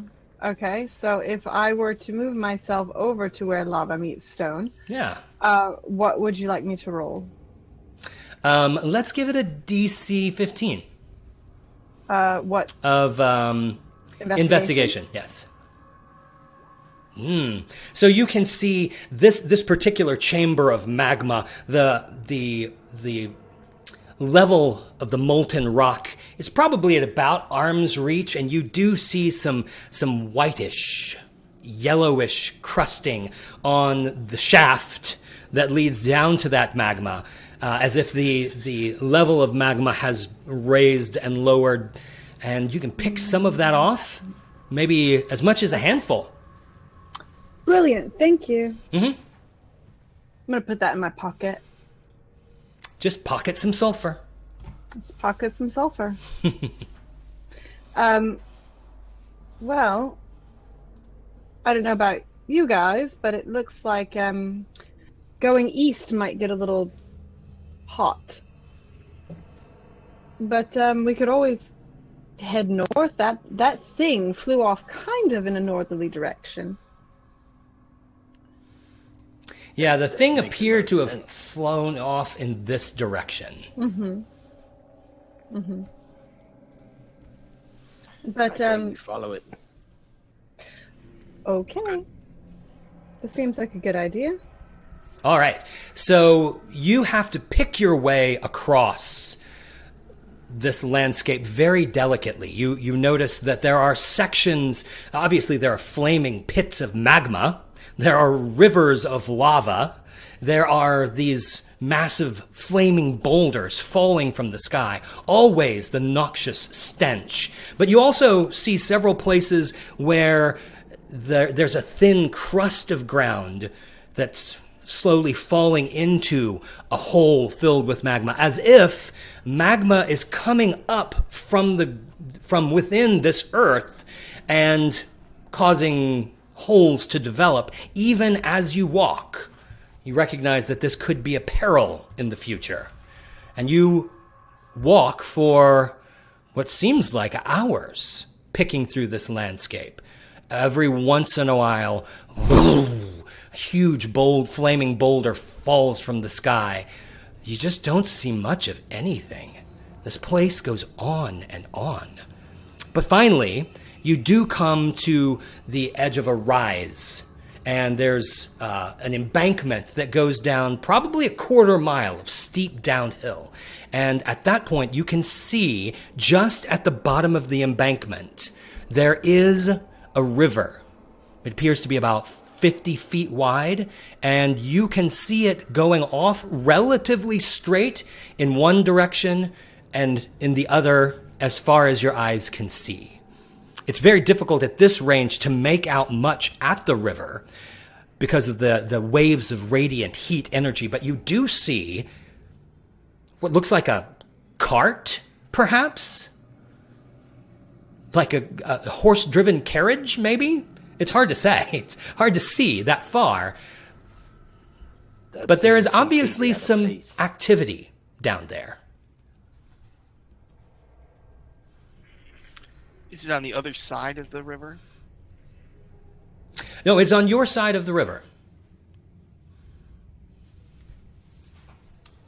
Would my character possibly know anything about this?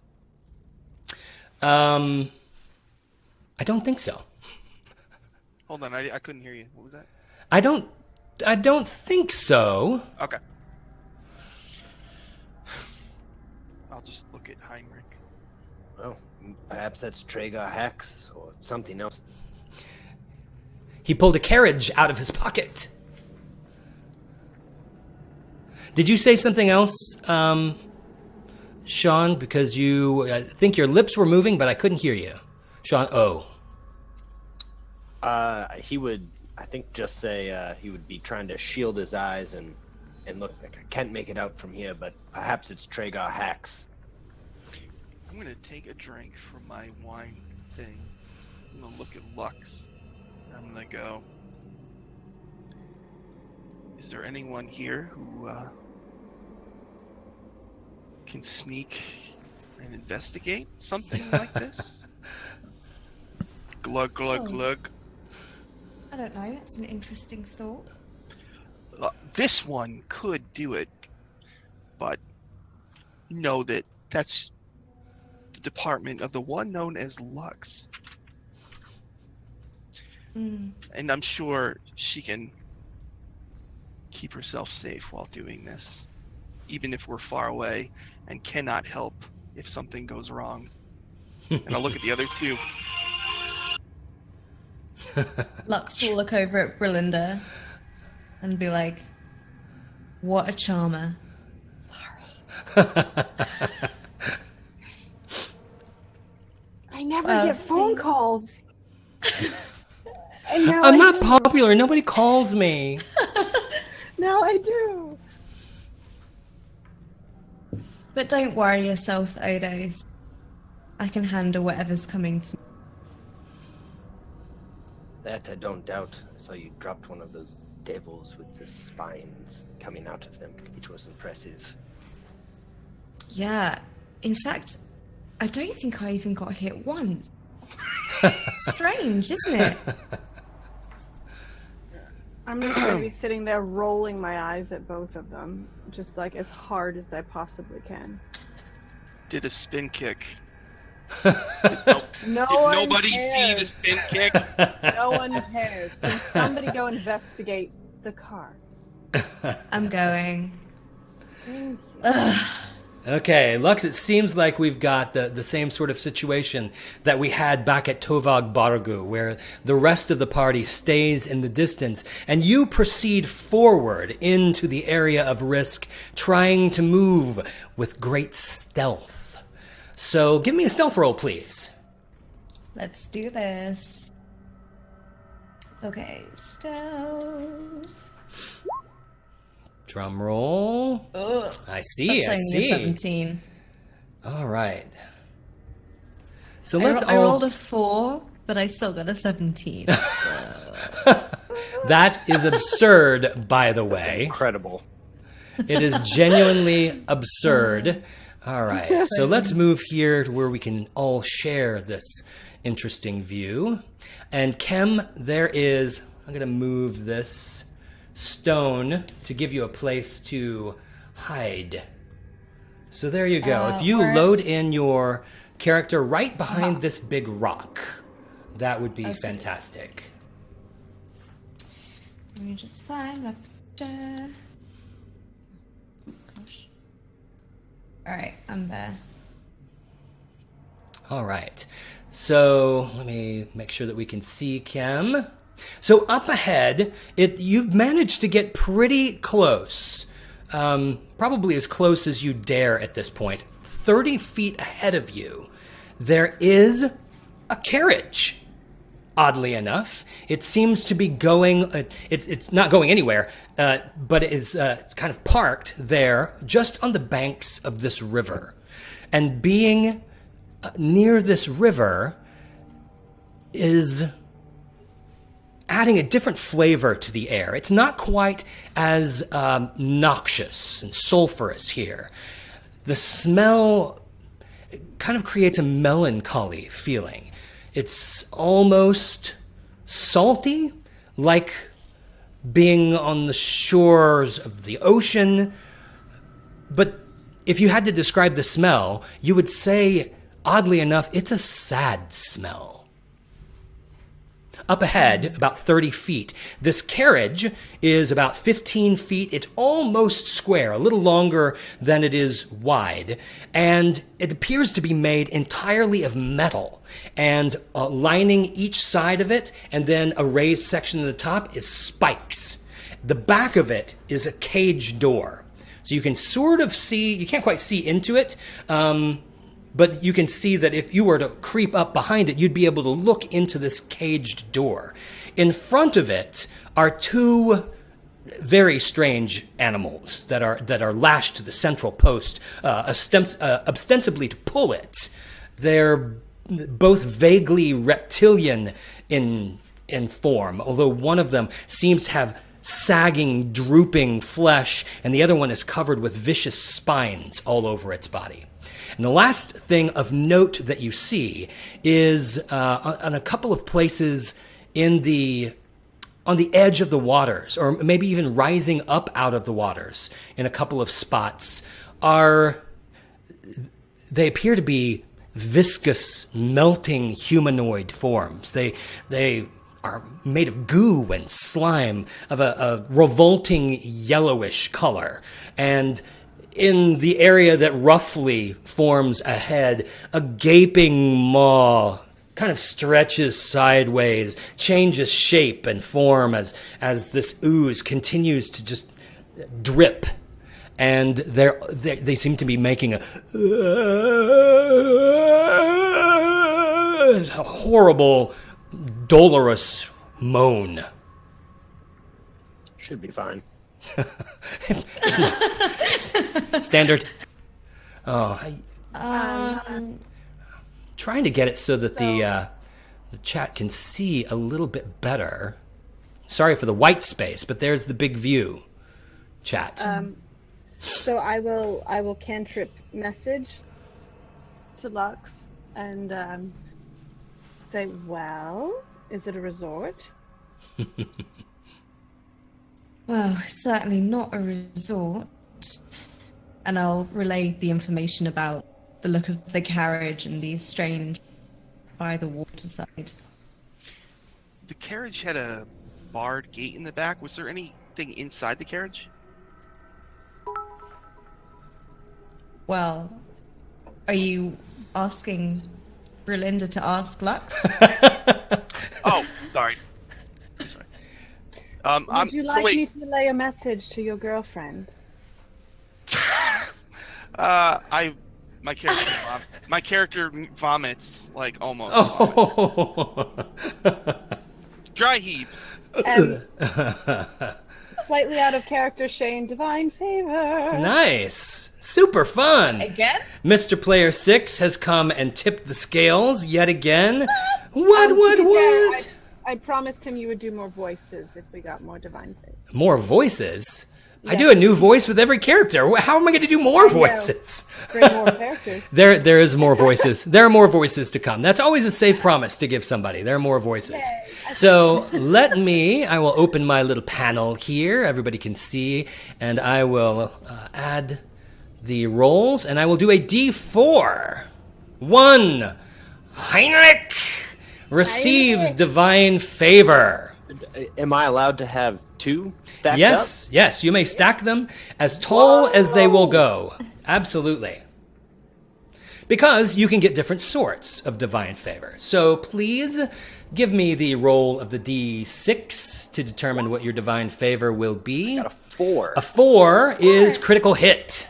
So that is a nat 20 that can be used on any single 2-hit roll, with all of the critical damage bonuses that do apply to that.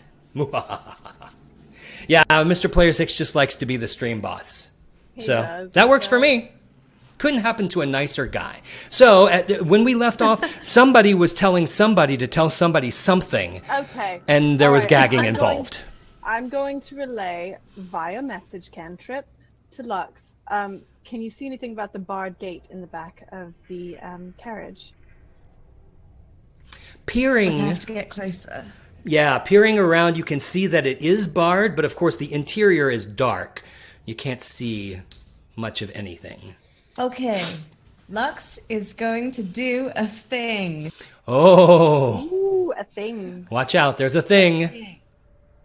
Incoming thing. This thing is that she's going to cast invisibility on with the intention of then sneaking up to the carrot. So,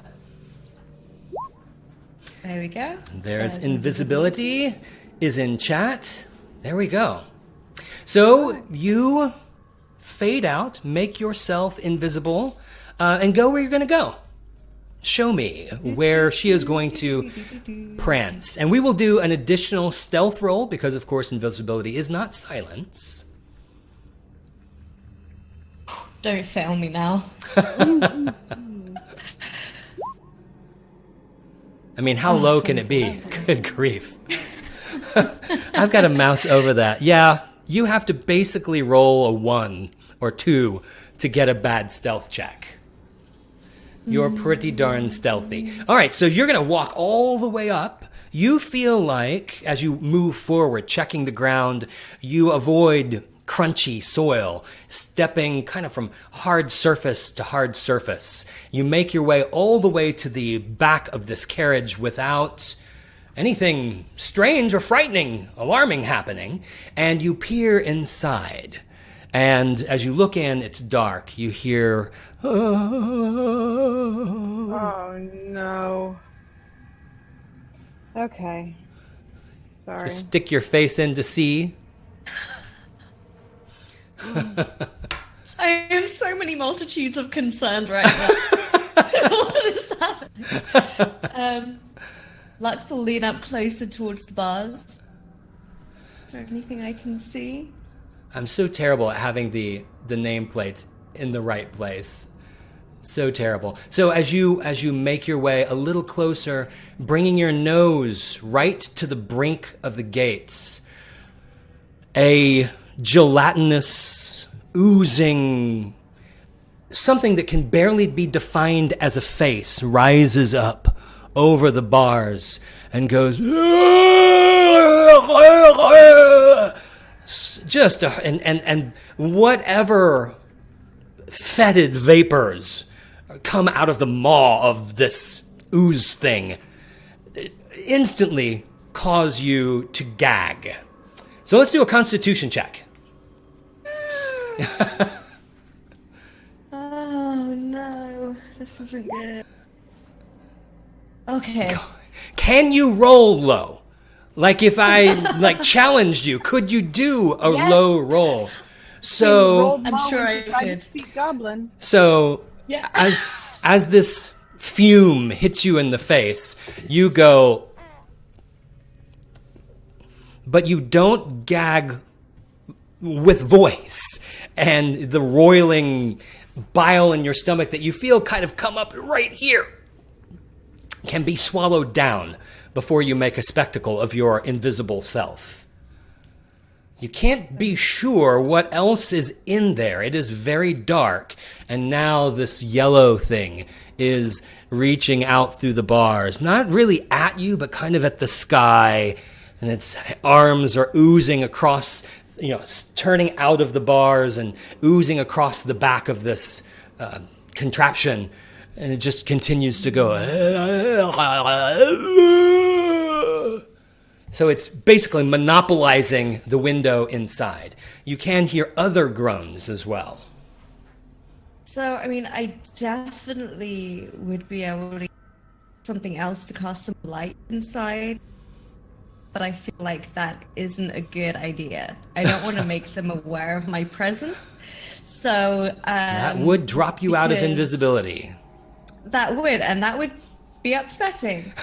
So using the cantrip message, because I have that too, I will message back to Berlinda and say, there's something in here.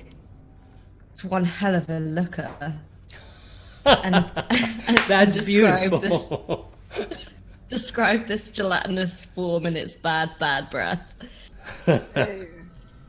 I'll pass it on to the gentleman, as well as, of course, I passed on all the information about the other two things that she saw rising up from the river and everything. And, well, gentlemen, do you think that we should go join her? I don't like the idea of leaving her down there, and that's the only thing we've seen in sight. Whatever's there, I think we need to go. We should free them. Alright. I don't think we should free them until we know what it is. We must free them, and we must take that card for our own, because Sometimes, we can take... Odos, calm down. Odos, sometimes things are in prison for a reason. Better the heartfelt devotion of a free soul than the grudging obedience of a slave. And I start running for the cart. Oh my Yeah, I gosh. think Heinrich will take off after him, looking at Berlinda beforehand and be like, by the fucking gods, just take off. I don't think I can roll clatter my into eyes my any armor. harder than I just did. Unbelievable. Yeah, you roll it any harder, it may get stuck back there. You just be looking at your brain. Fantastic. So there you go. You barrel down. You can load in at the stone, or you could go all the way to the cart, whichever you prefer. I mean, go where you're going to go. I'm going to try to sneak. I will try to sneak to the cart, if that's okay. Stealth for me, please. And I as well, with the sneaky. Alright, I'm gonna try. Let's see what happens. My stealth is a +3, so here we go. Oh, wow. Ooh. I got Nice. a 5. I got a 5, everybody. I got 13. I think I'm alright. Heinrich, are you trying to plate sneak as well? No, I mean, he knows he can't. All right, I so want you to get a nat 20 on a sneak roll sometime. everybody is going down to the wagon, I assume. I'm staying well back, actually. So you're going to stand at a slight distance from the wagon. I think I'm gonna stand by this rock and, be at the ready for if these beasts over here want to come tango. Gotcha. Tangoing beasts, you're at the ready. Let me get this where all of the folks in chat can see everything. So you can see, all of you can see this gelatinous creature that she spoke about in the back of this carriage. It appears to be essentially a jail carriage, prison carriage. And you see two more of those forms softly undulating at the water's edge. This one over here is slowly oozing into and out of the water and just making mindless gestures with its arms. You can hear it across that distance going.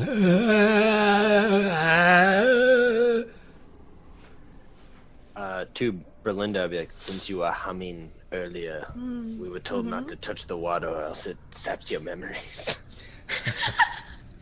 What? Oh, Good point. What? Don't touch the water, it saps your memory. When you weren't here, we discussed this. Oh, Just is a that helpful real thing, or is FYI. that just something that was made up? That is what Odos warned the rest of the group. Oh, okay. Whether that is the case or not remains to be seen, but that was what he warned. Okay, I shan't touch the water then. I dare you to go try it.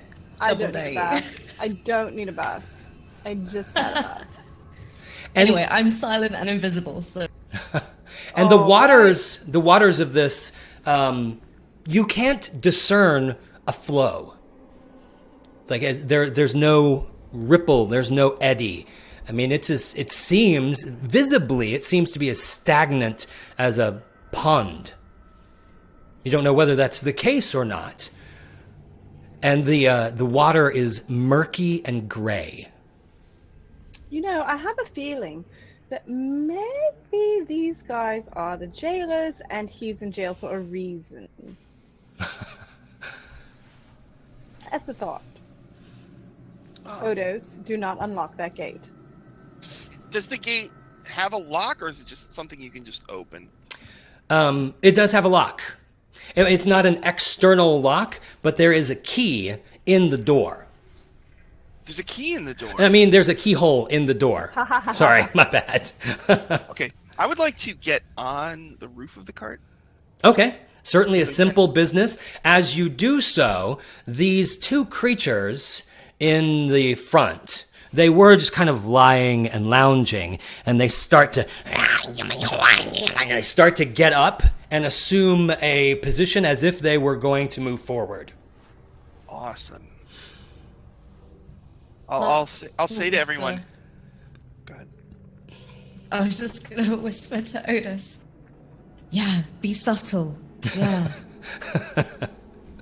You stand on the top of that car. No one can see you. But this is a voice coming from nowhere because I'm invisible. I'm gonna look around and I'm gonna say, this cart can get us where we're going much faster. Yes? And I'm gonna I'll drive stay it. silent because I know he's right. Would you like to drive it by yourself, or would you like to wait for everybody else to get on the cart? I'll look at Freelinda and I'll say, how could I possibly leave without Uncle Heine and you? And as you say that, how could I possibly leave without Uncle Heine? You do hear, well, why would you want to leave? And on my cart, too. I did promise more voices. Okay. It's always a safe promise. Yay. The voice seems to have come, both Odo and Lux, I'm going to say only the two of you could hear it. It seemed to be coming, each of you think it came from the direction of the other, in some place very close.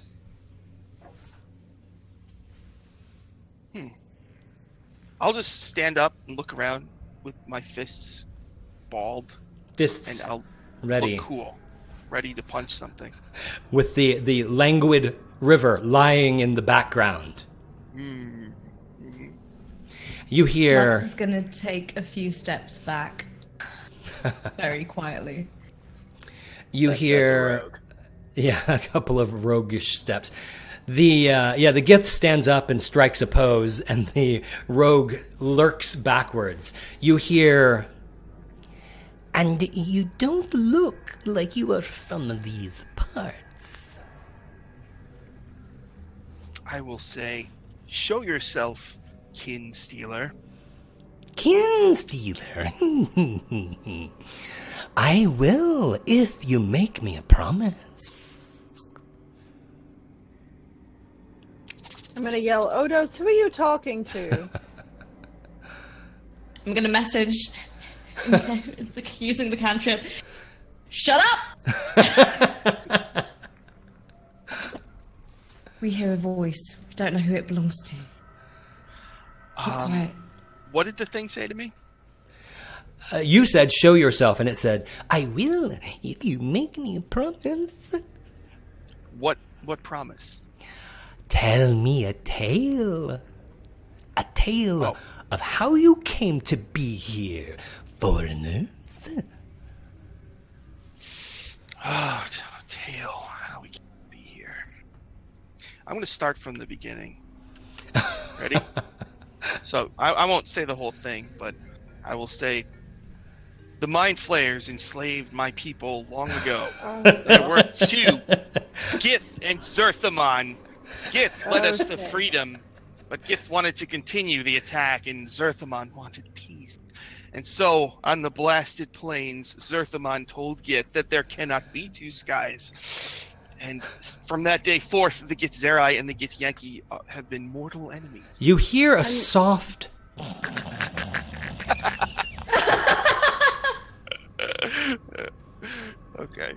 I'm going to just kind of tug on Odos's very filthy pants hem and just say, excuse me, exactly who are you talking to? There's an invisible creature that is asked why we are here. It says this is its cart, and I'm explaining. I'm explaining why, and soon I will show it the scripture of steel. Please Too much of a don't. coward. Please don't. And you look in the direction of the sound, and then look down. And perhaps 18 inches tall is something that is at the same time both humanoid in form and bat-like. It's covered in a bristly red skin. Multiple twisted, gnarled horns protrude from its a kind of a bony carapace that goes across the top of its head. And its face could almost be described as cute. But when it smiles at you, there's clear malice in its eyes. And he turns to Odos and says, "A wily bargain, I did not carefully specify my terms. You got me." Now why are you taking my cart? And where? And where do you come from? Please, tell me the tale. You are not from here. I will say, know that I am from the plane of Limbo, the city of Zerthadalun. Can someone else speak to me? I'll just, how high is this cart? About 8 or 9 feet tall. So you can see this creature propped up there. It also has a long, spiny tail. Okay, so I'm going to kind of, tuck my toes into the side of the cart and hoist myself up, doing one of these like you do when you're a kid. And just be like, "Oh, hello. Hi. So why do you need to know why we're here? How do you know we're not from here? We might be from here." No, not from here. No, you are not. No one here looks like you. Well, that's quite racist of you, actually. Have you been everywhere? I think I might have been. At You least think? here. I'm sorry, I didn't catch the end of that At sentence. least here. But you can't be sure now, can you? And we, quite possibly could be from someplace that you haven't been. He turns from you, looks at the others and said, "Is there someone else I could talk to?" No, he doesn't say that. He doesn't say that at all, actually, because I'm going to use suggestion. A wisdom save for him, which means I gotta pull up his stinking character sheets. Haha. Here we go. Come on, don't. So your words are pointed. It raises a thorny portion above its eyes that might be the equivalent of an eyebrow, and says, Ow, bugger. "No," Damn. and turns to Heinrich. "Tell me, where are you from? And what want you here?" Heinrich will turn to him and be like, "I'm not from, I don't even think, this plane of existence. To be honest, I'm not even quite sure where I am now. But we were chasing somebody. If you had seen him, half of his face is disfigured and repulsive. The other, young, looking like us." Can we strike a bargain? I suppose it would depend on the bargain. Looking to Odos and Berlinda. I Lux will isn't- tell you where you are. If you tell me how you came to be here. actually, I think that bargain can be safely made. With So say you all? a few clarifications, of course. Oh, always the fine print in the bargain. All good bargains spoiled by the fine print. Of course. When you say you're going to tell us where we are, I would like to specify that when you say where we are, the answer is not here. Oh, no, that would be childish. I will answer with proper names of the places. If you will give us the name of the plane of existence that we are on, the river by which we stand, and the information as to whether you have seen the individual that this old man has described, we will tell you how we got here.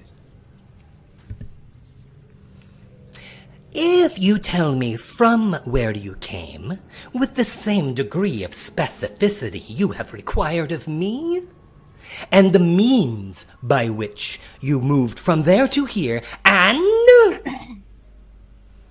why you seek this man, we can clap hands in a bargain.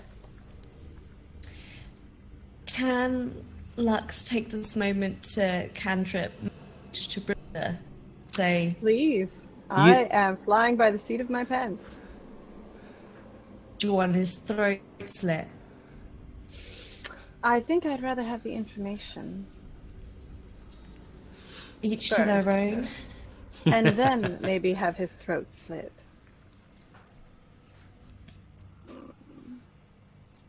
Well, small creature, I like to know the names of the people with whom I strike bargains. I'm so sorry, you cut out for me. I said I like to know the names of people with whom I strike bargains. I will tell you what I am called. And he sort of prances over to you and extends a little hand. Like his arm is probably 2 fingers wide. He's so tiny and so thin. He extends a clawed, like his fingers, however, are incredibly long and end in sharp talons. And he extends his hand towards you. And my name is Goobly. Goobly. I think I've never met anybody quite like you. Judging by your appearance, I think that's a safe bet. I will, Berlinda will extend her hand out, not in a handshake, but rather in the traditional, you may kiss my hand. And he literally does like a little prancy dance in a circle on the top. And then he comes over, both of his hands take your hand. The point, you feel the sharp points of his hands in your palm as it curls around. Doesn't pierce you, but you know that he could. And he leans in and presses very hard, textured, hot lips to your skin. It feels almost like a little burn. And he comes away. Well, that is certainly not the strangest kiss I've ever gotten. Is the bargain struck? Oh, I think perhaps we can strike this bargain. Good. Remember the terms. Full disclosure both ways. And before we finish striking, I believe we should have a small codicil to the bargain.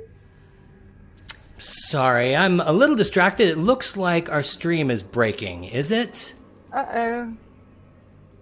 Did stream break? Is the stream broken? I think we're back, though. We appear to be back. Just to be safe, folks in the chat, I think what happened? Our stream actually wasn't lag, Dork Immortal. We stopped for a minute, and I'm not sure why. On the broadcast side, we stopped. So if you were speaking of codicils. As soon as you say that, he goes, "Oh, the deal grows more complex. We will have to write it out." Wouldn't that be fun? No, God, no, please. Okay.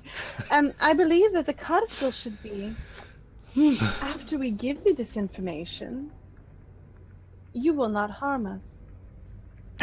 Done! And he does his little dance again. I, as a gesture of trust, will go first. All right. You are here at my cart on the banks of the river Styx, on the plain of Avernus, atop the hells. You are in the territory of Bulyabat, the Amnizu. Would you care to spell that? Oh, Bullbeyyot.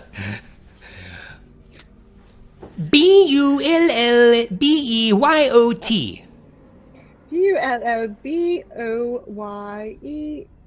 Close enough. Bulyabat. Would you like to buy a vowel? He is the Amnizu of this region of the Styx. Amnizu. So is that like he's your boss? Oh yes, quite certainly. I work for him collecting the various creatures that emerge from the Styx and bring them to him for conditioning, for training. Training? Does he have them fight, or does he just collect? Oh yes, these are the shock troops in the wars. Oh, I like wars. What wars? What wars are you fighting? Oh, the always war, the eternal war, the never-ending war against the hordes who come barreling down the river Styx from the insanity of the abyss. Always that war. So they're like climbing up from the hells and you're trying to stop them. Oh, they would like to climb into the hells, but yes, we would like to stop them. They can stay in their crazy place and leave us alone in happy order. Oh, well, that makes sense. You don't actually want all the chaos stuff coming in and, messing up your stuff. No, That would be we do be not. very bad. Now, your boss, Bulyavet, or whatever his name is, I'm close enough. Is he the boss of this entire plane? Oh, Or well, just this little goodness, part? no. Goodness, no. No, he is one of many along the Styx. His fortress is nearby, and they collect the various points over at the gelatinous things, the lemurs and such. Lemurs? Is that what they're Lemurs, how do you pronounce that? That's what happens when you stream and you actually have to say in public in front of lots of people something you've only said at like your table, and you're like, you suddenly say the way you've always said it and goes like, what? Wait, is that right? Lemurs, we'll say the lemurs. called? Okay. And, darling, you said your name was Gobbly. What? You said your name was Gobbly? Goobly? Goobly. Was that it? I'm so, yes. I'm so sorry. I got that, the emphasis incorrect. That is my apologies. My great apologies. I believe I have fulfilled my part of the bargain. It's time for the story. I like stories. I love telling stories. That's my job, I tell stories. Then I will have high expectations for this one. Woo-hoo-hoo-hoo-hoo. Well, sit down. Sit down. And his wings like rise in twin fans behind his back and flutter down, just like the tips of them fluttering in excitement. Quick flavor question, Shane. Message is a cantrip. I don't actually have to speak out loud, right? It's psychic. Correct. It is a mental communication. I think Okay, you gotta good. whisper. I'm not sure, do I? I don't know, put it I in. think there's still a somatic or verbal. If there's a component. somatic that I can't, if it's somatic, then I gotta can't do whisper. it. If it's somatic, can't do it. Oh, yep, I can't. Yep, you're right. Okay, I can't There do we it. go. I can't do it. But I did tell Lux already. Whisper that a after- message, yes. I did tell Lux that after I got all the information, I might want his throat slit. So I'm assuming she'll understand what I was going for. So, well, Googly. I'll message and just say, I was going to say green light, But you do have to whisper that, so you actually have to say it. Well, Googly, so funny enough, we come from a place and we're chasing after, we're kind of like, so here where you work, when people escape from jail, you have people that track them down, correct? Yes, we do. They are dread indeed. Oh, that's good. So are we. Okay, so this guy has stolen something that belongs to us.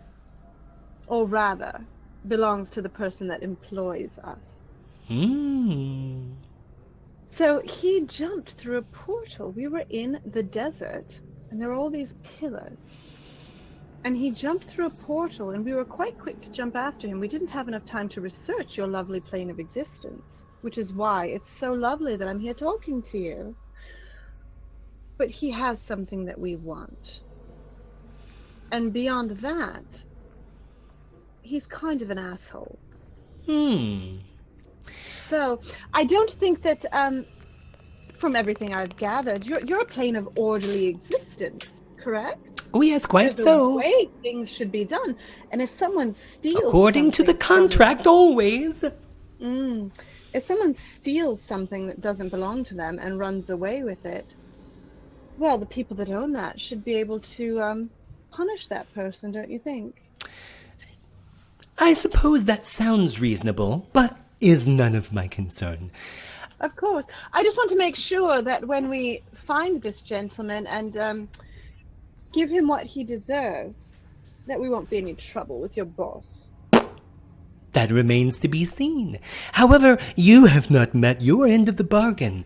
I do Name apologize. the place from which you come. The desert is not specific. We are from Lux? the Okay. well, attempt a clean Oh God. throat splitting. Y'all buck wild. Oh God. So you're just gonna try to kill this guy. Yeah. All right. I have divine favor, so I have a natural. Oh, my goodness. Oh, wow. All right. So you are successfully hidden. He is within range. You have a nat 20 to hit. Go for it. Yeah. Okay, and because I have everyone is nearby, we all know what that Oh means. my god. DM, question before she even has to worry about flanking. We don't do flanking in this Or place. sneak attack. I'm sorry, sneak attack. Would I be assisting her in this technically because I've got him distracted? I don't think it matters because Okay, she's got a nat alright. 20 to hit. Oh, so that's true. Yeah, that's true. there you go. So, Gosh, you people. I'm gonna roll it, even though I've got just so I can click on the button to roll. Right. I'm actually gonna use my rapier because it does more damage. Mm-hmm. I'm really glad you had that nat 20. Nice. Ooh, ouch! That's So not that's good. 12. That's literally the lowest I could have rolled. Oh yeah, you're right. 12. Yeah, that's I 12. don't know if I'd got the highest. Oh my gosh, I'm gonna kill us all. I'm so sorry. I don't know. Let me look at this guy. All right. So he's looking at Your sneak attack though. Yeah, I'm rolling sneak. Okay, so I do 24 damage. he's looking down at Breland, and suddenly he looks around a little bit. He feels the carriage move, and then suddenly you at the same moment you see a big mouth open up across his throat, His eyes go wide as Lux materializes behind her, revealing herself by going into attack mode, and he goes and topples down off of the cart and lands in a twitching heap on the ground. And you hear him, he in his final moment, staring up at Brelind, clutching his throat, through which black liquid is still pulsing, and he says, "But I'm burning." And I'm just going to kneel down next to him just before he dies and says, "I didn't touch you." And he's dead. Heinrich is gonna look around and be like, "What is the matter with all of you? You have no idea what this place is, who are potential allies, and we did just break a bargain." Oh, for God's sake. He made the bargain not with her because he couldn't even see her, so we did not break a bargain. Oh, Trust passing me, these I tiny was hairs very- of what a bargain means, you all know what I you was did. extremely specific, Heinrich. Heinrich, there is one truth, and here I am sounding like Odos, and you know how much that pains me. Honor doesn't get you anywhere. Honor just gets you dead. The cart's Now- ours now. The cart is ours. I don't think we should really let this thing out of the bag. I'm big. I could not disagree more, Lux. Your honor is the only thing that you have in this life. That's it. It's your word. It's your bond. I'm just going to look Even at if you Odos, die, actually. everyone and, dies. Yeah. I'm going to look at Odos and see how much he's been drinking during this entire He I has actually remained stopped quite drinking. silent. Oh, okay. I stopped drinking as soon as I saw that there was prisoners that need to be freed. Okay. So based on what he told me, Odos, I really don't think we're this thing free. It sounds like it has come from the hells, and that's not a good thing. But I think we could take the cart. Right? I think we should take the cart. We can take the cart. We can free them. I don't think we should. We have to. We I'm don't gonna have to. stay on the roof, and I'm gonna lean over and the lock is locked, right? Yes, yes. Lux is visible now, right? Yes. Yeah, she is on top of the cart. If you're up there, you're next to her. I'll look at her and say, "Do not let the shackles of conformity and control wrap their chains around these strange creatures."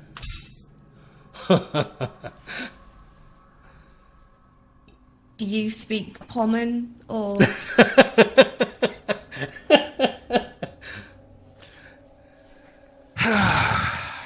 Please, I say. You want me to pick that lock? In Zerthamon's name, I do. Just so we're all clear. Just at this moment, Odos, there's something you need from me. There's something I do so much better than you. Oh, okay. Not But- necessarily. And then her voice, she'll actually look serious and say, "I know this means something to you, and I know it's important. I'll do it. I'll go pick that lock. If I can. Fantastic. Let's face it, I can. Well, if you can you roll below 20? Let's see. Let's give it a go. So, sleight of hand. Yes. Oh. It's only a 20. Yeah, a mere 20. So, dropping down next to the lock, you produce your tools. You look at the lock, glance down at it, and then just look at Odos. Your hand proceeds from you. With your eyes locked on Odos, you one-handedly go ting and put it back and step away. It's all yours. This is a mistake. I think everybody should get on the cart. I'm gonna reach my arm down to Lux to help her get up on the roof. Does she take it? She does. I will say, Okay. by your actions, I know your heart. Is Heinrich on? I'm about to reach my hand down for it up to have Heinrich get up. Heinrich's gonna get up kind of salty. With salt added. With his head in his Salt added salt. hands, just rubbing his forehead. Oh, and at the last, before I completely get up on the cart, I'm actually going to pick up the little corpse and put it up on top with us because I'm not leaving any evidence. You're gonna have a little puppet, a little devil puppet. No, I'm going Wise, to throw him into the river. wise and profound. And just Nice. chuck, Good idea. chuck the corpse. So everyone, I mean, that's when we get closer. everyone gets up on the cart. Go ahead and put your tokens up on the cart. And you hold the little broken body of this poor little imp. And as you, who's driving? Who's driving this thing? I'll drive. I don't think he's in a mood to. Heinrich plops down, reaches towards the reins, and all of you hear and notice at that point, plunging down from the skies, Oh, God. some sort of a winged creature. It's two winged creatures. And landing in front of the cart is one of those little spiny bat-like creatures.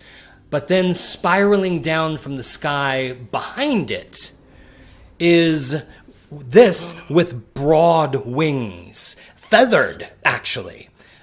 Poof! She lands with a loud clank. She's dressed from head to toe in highly ornate plate mail.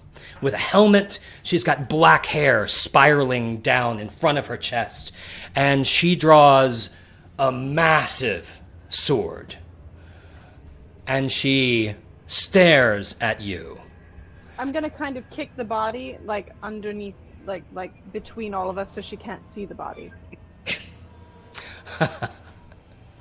She says, "Know that you are in Bulyabat's territory. I had not given you permission to be here. And where are you from so far away? And butchering my babies!" And looks over at the creature next to it. It goes, "Me, me." And she raises her sword at you and says, "Now you die." Thus ends episode 3 of Mordenkainen's Path of the Plains into the Fire. Awesome! Woo-hoo-hoo! Heinrich's just gonna close his eyes like he knew it for a moment. He knew it, of course he did. Wow, guys. Super, super fun game. And I'm actually getting you out on time this time. Let's go around the circle. I know that we did some, these folks watching, I assume are watching because they know you're awesome players and they're enjoying you. So please tell them where they can find you and how they can continue to enjoy your talent. We'll go ladies first. Kelly. Hi, I'm Kelly. I'm the Opera Geek on Twitter.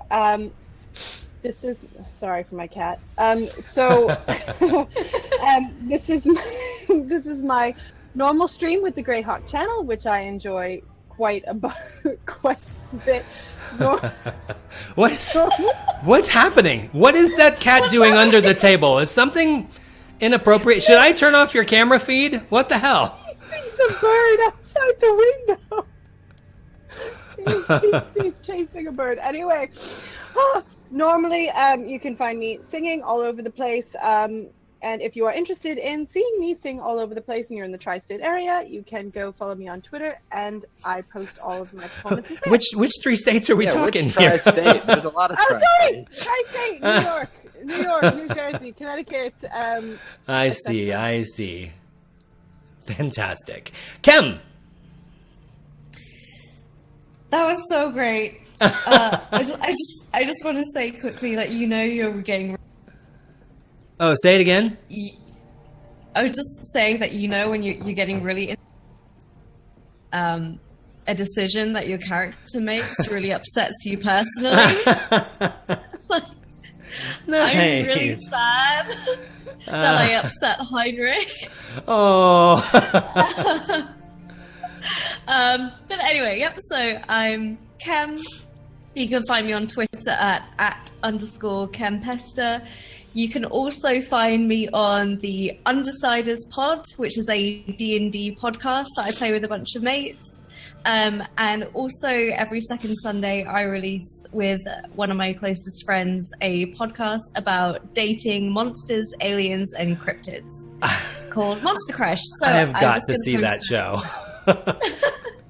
So I'll just pop that into the chat, and yeah, this was awesome. Fantastic. Sean M. You can follow me on Twitter at PowerscoreRPG. You can check out my blog, Go PowerscoreRPG. Where I went to try to find all the information for today's game. That's funny. What else? You can buy my stuff on the DM's Guild, like Americall's Guide to Devils. And don't forget, I'm running Tomb of Annihilation, the final battle, on my channel, PowerScore RPG, at around 3 p.m. on Saturday. So I can't Bravo. And check out the Dice Camera Action Wiki. We just went live. It's at Gamepedia, Dice Camera Action. It's awesome. So that's it. Fantastic. And other Sean. Guys, this was an awesome one. Right Loved it. I am Sean O. You can find me playing at Castle Mac, so twitch.tv/Castle Mac. We've got Curse of Strahd on Sundays, DM'd by my best friend Steve, and then I DM Princes of the Apocalypse on Tuesdays. Yes, right on. So check us out there. We're happy to, and I'm at Castle Mac Sean on Twitter. So if y'all want to talk D&D, I'm down. Very cool, very cool. And I'm DM Shane. At this point, I'm running the games on this channel. We will have additional DMs, more on that coming soon. I want to tell you, if you've enjoyed hanging out with these folks, I've also got other cool friends too that you might like. Friday night, we are doing the final episode of our inexplicable comedy rendition of Tomb of Horrors. It's bizarre. And on Sunday, our regular group returned to Greyhawk, which is our longest running group here. Looks like, depending on the decisions that they make, might be reaching a climactic conclusion for their current adventure story, for their current arc of storytelling. So you won't want to miss that. And there have been a number of people who have subbed and been gifted subs. Please immediately go down and click on the Discord link, follow the very simple instructions, and you'll be in our subscriber Discord channel, where you can hang out with all of these actors, all of the actors from the shows, and the community is just great. Like every day I log in and I get the little message, 942 messages since 25 minutes ago, and I'm just like, oh God. And 939 of them are... Yeah, and talking in all caps. So fantastic. All right. So it's been fantastic. And I'm going to go hang out for probably the next at least 20, 30 minutes in the Discord chat. So if anyone wants to pop over there and talk with me, maybe some players will come, maybe not. But I'll see you guys Friday night. Thanks for being here. Bye. Bye. Bye, everyone.